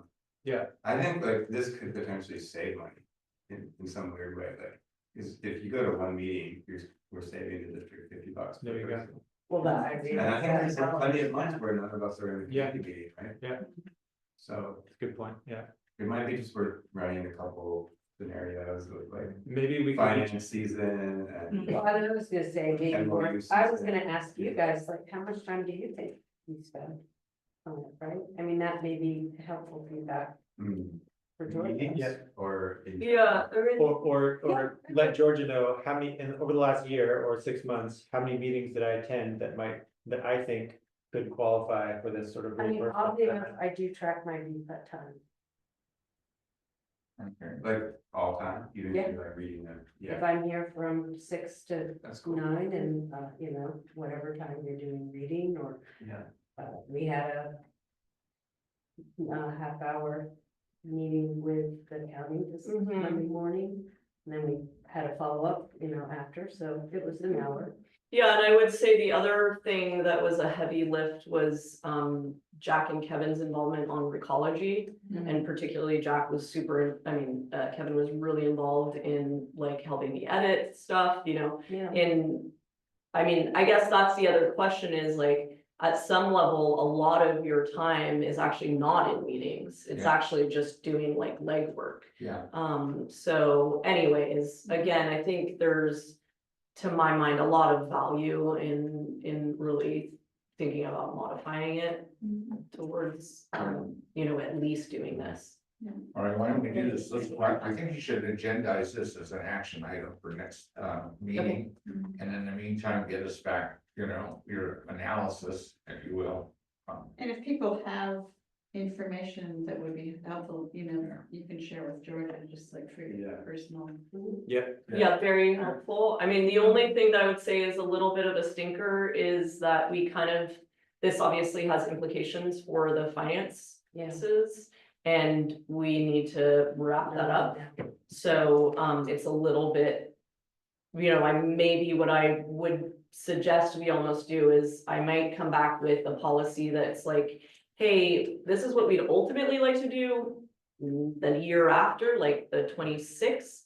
But how about for this year, we try this and it's not, you know, and we create a more conservative ceiling. I know on one hand, I love being compensated for my time, but on the other with the finance committee, I'm like. Where's that money coming from? Yeah, I feel like Kristen and George and I are working so hard to like look for the inefficiency. Yeah, look for savings, right? Yeah. You know, There's no question, yeah. All right. Well, what But I think about, maybe it's to your point, or was it your point or something, about incentivizing, you know, future, board members. yeah, to applicants, work. yeah. Yeah. I don't know, I mean, I wouldn't, yeah, I like to think of it more that way, is, Yeah, I think that's a really important point around the, you know, the privilege to volunteer. Like, it's not a way that we often talk about it, but I think there's more tendency to appreciate that these days, and I do think it's a really valid point. Yeah, which the other boards in town paid, you know, something to their directors, because I think, again, you attract more people to apply. Well, if we can't, if we decide we can't, you know, sort of change the model this coming fiscal year, perhaps we could consider a CPI increase, for the next fiscal year, just keep the same, you know, 250, but add on the. I was just gonna put it on the agenda and you can maybe even have an alternative, option for us to either adopt something like Stinson's, program. Or if we choose not to, then we just go the cost of living increase or Yeah. something. It might stage it. Yeah. All right. Also, I just want to say, when I was on the BCLT, we had a couple of long internal conversations about the role of the board. And this conversation seems to maybe like be covering some of that, like Yeah, going to I think that meetings, like how, and I think it's a great conversation to have, but I think it's interesting now that you've had a year or so under your feet, Georgia, like how involved do you want us to be relative to how we've traditionally been? And I think maybe that is part of this financial conversation. And that to me also relates to how much is on our plates, Yeah. right? It's like, I would almost prefer you guys like hold the guard around, hey, we're not gonna put something else on your plate. Then I wouldn't feel the need to be like, hey, help me with the recology thing. It's like, if we hadn't, if the board, some future version of the board decided, hey, we're not gonna be the franchisee for recology, then I wouldn't have to in turn feel the need to reach out to Kevin and be like, hey, can you help me with all of this? Sure. So, yeah, but I mean, the board exists as it does right now, and right now it asks a lot of you guys, so. I think, yeah, well, I think we have 2 more finance committee meetings before our next board meeting, with an opportunity to hear what you are thinking, right? And whether it is. Yeah. We'll talk about it. I was thinking along the same lines that you were, you know, it makes me a little, it raises questions in my mind when we're thinking that there's so much work for the staff to do that it would be helpful to them to have board members going to the meetings. And I understand that sometimes board members have special expertise, that totally makes sense. But what it brings up for me is, do we need more staff? Do we need to do less, or do we need more, do the same and do more staff and raise rates, whatever that takes? Because the amount of reporting, et cetera, has grown just in the years that I've been on the board. I heard it from Jennifer, I heard it from Georgia. And I know we've added more staff, which is, and they're all busy, you know, and so if there's still the mountain. Oh, and we just had a staff meeting Yeah, this month has been, I forgot about that. So, Or anyway, when so I I think sat that's the, that's the yeah. flip side of that coin, Yeah. is, Yeah. is it really appropriate for board members to do that? Or is it actually more appropriate to say, we're not staffed to the capacity that we need to be in order to get the work done that we need to get done? So, you know, I think that's part of the conversation. Yeah. That I don't wanna have now. Yeah. But- Right. But I Right. but I That think brings it's back to important. like recall the ecology, Mm. you know, why, I mean, we do talk a lot about where there are opportunities to find some, other revenue. I think we're talking about it more now that Georgia is here and Yeah. can jump in with a different perspective. Yeah. I like the sort of per meeting model because it's flexible, right? And it's depending on who the next GM is gonna be and the next board, and, you know, maybe the GM wants more help from the board, or maybe the next GM doesn't, wants a lot less help, or can hire staff. It's flexible, you know, that's what I like about it. All right, well, we'll put it on, and maybe George, you could bring up a couple of proposed alternatives for us to consider, and Okay. we might choose one. And Yeah, and I'll probably bring them I'll try to get them for our next finance Yes, committee committee. meeting. Yeah, that would- At least maybe a ceiling, you know? Yeah. That's what I was thinking. yeah, Thanks Okay, for putting this Yeah, information thank sheet together. yeah, that was very helpful. Very helpful. Yeah. Okay, we've gone to yeah, number 20, yeah. and you have something to, Well, if you just, this is the amendments to the leak relief policies and procedures, so it was interesting just to kind of remind us how this all came about is last month, you guys had somebody come before you who needed, or was requesting a leak relief. And you guys started to effectively have a conversation around our policy and then appreciate that like, hey, this belongs on a future meeting. When Belle and I started to revise the policy as I don't know if you guys remember this, but Jack said at the end of that, you know, impromptu item, he was like, hey, can you come back to us next meeting with essentially our, you know, what you would recommend as our policy. Yeah. As we started to develop that policy and started to amend the resolution, I was like, this doesn't feel right. It feels like I need to bring before you guys the issues related to the sort of governance and ethical issues related to that you guys wanted to discuss in that meeting. And then we would revise the policy. So what I would suggest we do is put this off to next, and there's no urgency around this also is what I would suggest. And so I would suggest we do it as a two-parter in April and May. I will bring you guys a formalized kind of scaffold by which you get to have that discussion where you can talk about all the things that you guys were bringing up in that meeting, which were you know, like how many times should this be allowed? Should there, you know, be some floor where you have to pay this amount no matter what? You know, should we credit people and encourage them to get flumes? All of that would come before you can discuss it in general terms in the April meeting.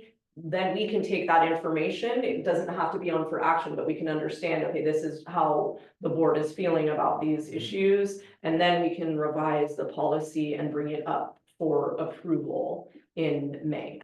Can you remind me, I'm sure that we talked about this, have we looked at what other districts do? Yeah, and that's part of also what we were collecting in that information. I mean, we That's what I basically thought. started to gather all of that, so that would it would be a full item for you guys to do a deep dive, basically, but in a general manager and manner. And then that would inform us around, okay, now that we know how the board feels about these issues, we'll actually revise the policy accordingly. And then we vote on it. Yes, then you vote on it in April. And then I will try to get that May. I will try to get that information to you guys like well ahead of April's meeting. So you guys can start to think about, oh, these are all the issues that I like, how do I feel about this? You know, because it's easier for you to think before you get into that meeting and then like make your decision. And do we need to talk to Are there legal ramifications that we need to consider? Is that a piece of it?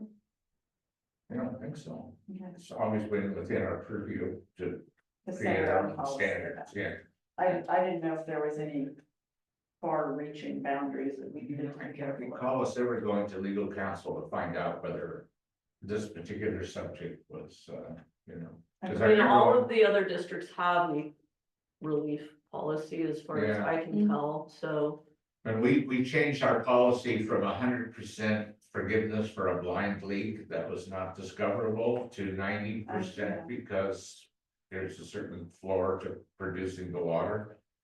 We didn't seek council's advice Yeah, I on couldn't that. remember if we had. Yeah, we just thought that was a fair thing to do. It was based on the economics actually. Be great to reduce our.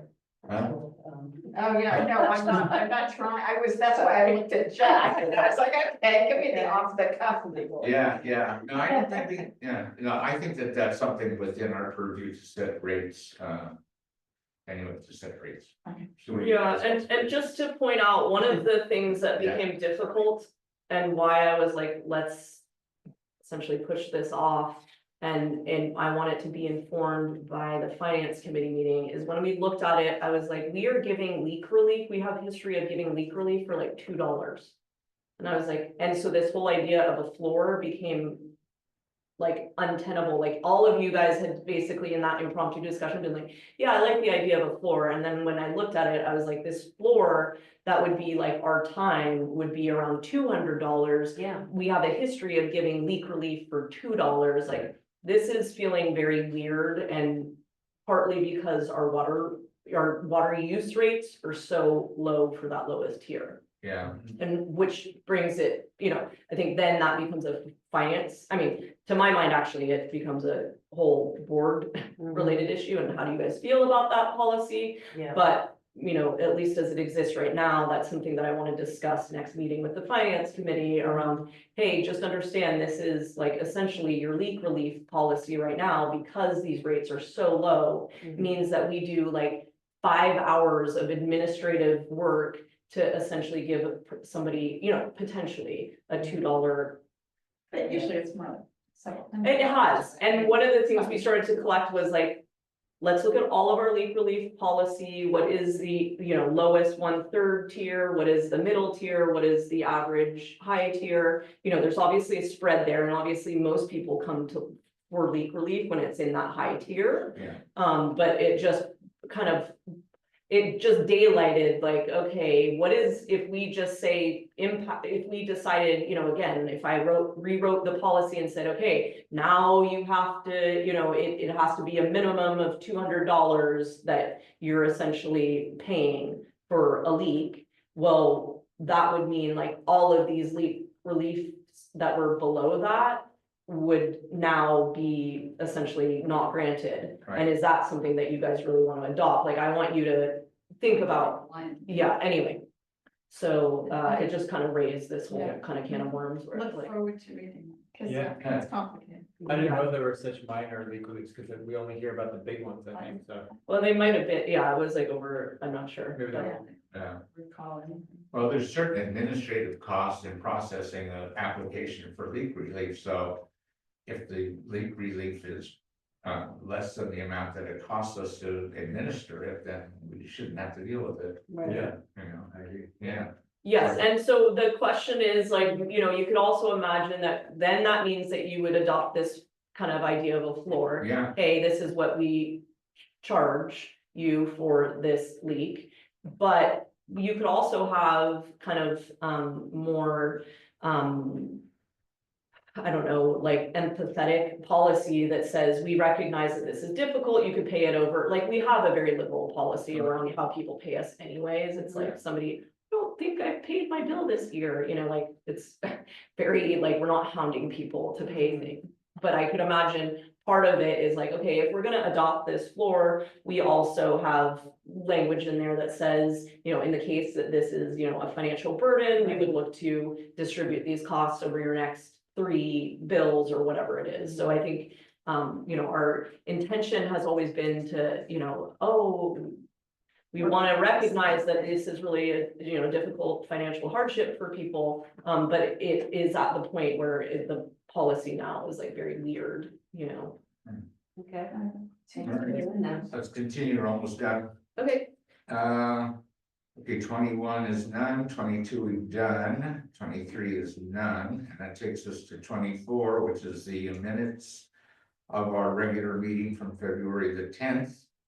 Does anybody have proposed changes or corrections to those minutes? I'll say I didn't get a chance to read them. They came in, I think, this afternoon, and I didn't oh, have, sorry about that. I didn't have time to read them, and I would.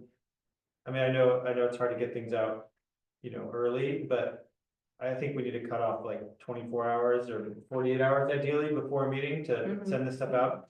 'Cause Yeah, I think we already had these prepped, so that was probably just an oversight of actually uploading them to Okay. the. Yeah, I didn't see it, and I didn't get to read them in time, so. Well, we can put them off till next time. You would prefer that? Well, I mean, I'm not gonna vote on it because I didn't read them, so, but if you guys I'll correct. feel prepared, you should go for it. I read, but I understand the. I mean, there's no problem with. I mean, I'm in a putting them off. similar boat than you, as you are, so Yeah. I did I look would at them. prefer to Kevin's request. You want to defer it to the next meeting, say Yeah. I answer you? Yeah. That's fine. Okay, sounds good. And then there's a finance committee meeting. Looks good to me as well. How about those? Kevin, is this the same situation? Well, you guys wouldn't be, just I this is a wouldn't- little yeah. different, because you're not approving Not them. gonna be Meetings. And just to be clear, just as a point of like logistics, I kind of was using this as an opportunity for us to bring these meeting minutes forward in a regular meeting. Normally, we would actually approve these in the finance committee Yeah. meeting itself. And you guys would then, you know, obviously have an opportunity to look at those minutes when they get posted on. So they're really being brought forward for us to. If you haven't read daylight. it, have you read this one? The finance committee, Yeah. I skimmed it this afternoon. I think it's No, important. No, I actually thought it was, I liked reading it. I think Yeah. it's such an important, you know, part of the year, Yeah, in the process, so. I skimmed it, but again, I didn't have a lot of time to, but I'm not voting on it anyway, so. that's true. More just information Yeah, for me. I mean, what I do appreciate, I just wanna say, is that you are sharing more information with the board around aspects of what the finance committee, I feel, has predominantly been looking at, so I really appreciate a lot of the topics you brought up tonight and are sharing from the financial perspective. So I like that you shared these minutes with the board too.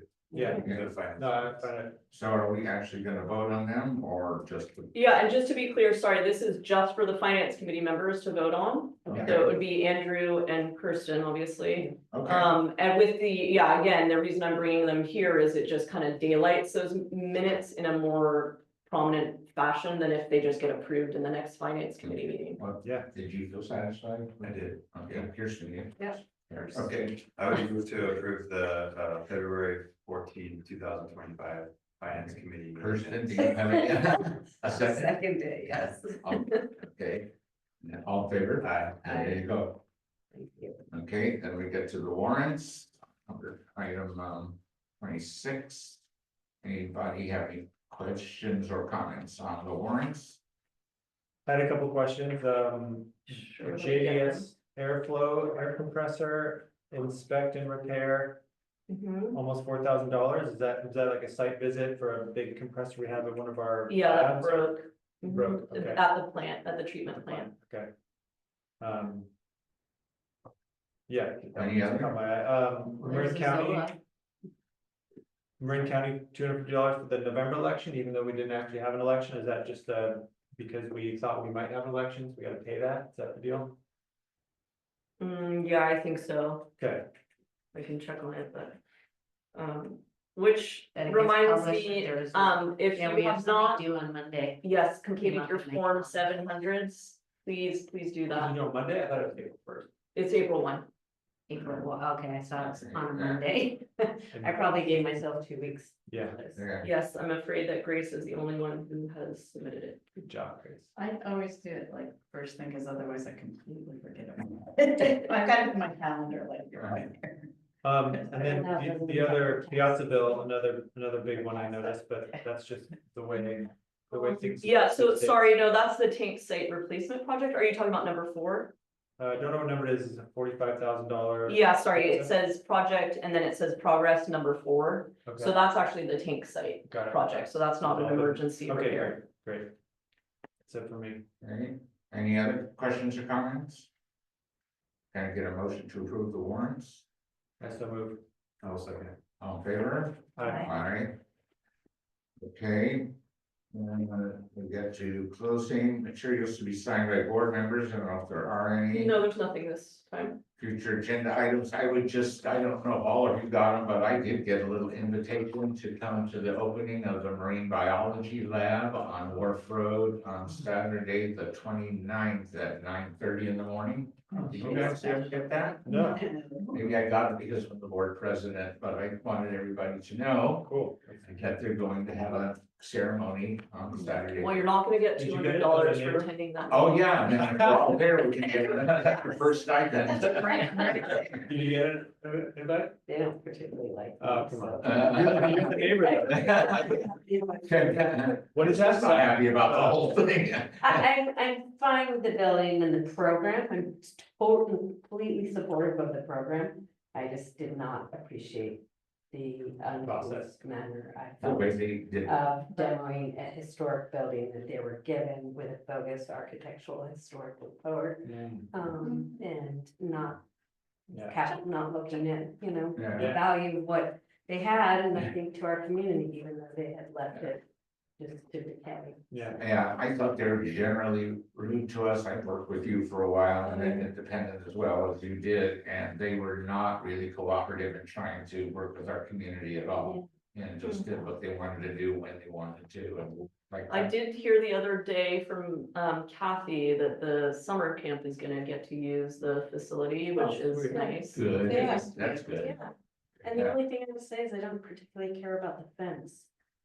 Yeah, I know. It really feels Jail like. jail guarded to me, Yeah. but I do appreciate that they made some modification for parking. Because the Yeah. fence was gonna be on the outside and all that parking. Yeah, would there's not have part, been made yeah. available. So, I remember as part of their presentation, they said they would bring the school in, students in for marine biology lessons, so, yeah, great. I haven't seen that yet. Yeah, well, yeah, we'll see, I Haven't mean, heard anything I about would, I would, that yet. I would hope that that would happen, but I'm glad to hear that summer. Yeah, camp's doing so it. we'll see how community oriented they are. When is the opening, do you say, Saturday? Saturday, the 29th at 9:30 in the morning. Okay. And this Saturday from 12:30 to 4:30 is at the community center, there's a gathering for Ravon. Yeah, what's the starting time? 12:30. 12:30, yeah. you see 9:30. Okay, so that takes us to next meeting date. Yes, and sorry, future agenda items, I mean, we have the video, so I'll figure out, but if there's anything specifically you guys want on the future agenda besides what it was mentioned tonight. No, I think we already agreed on what we'd like to see. Okay. Yeah.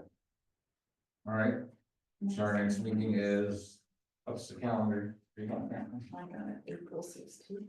Yeah, the 16th of April. Okay. The day after taxes. Yeah.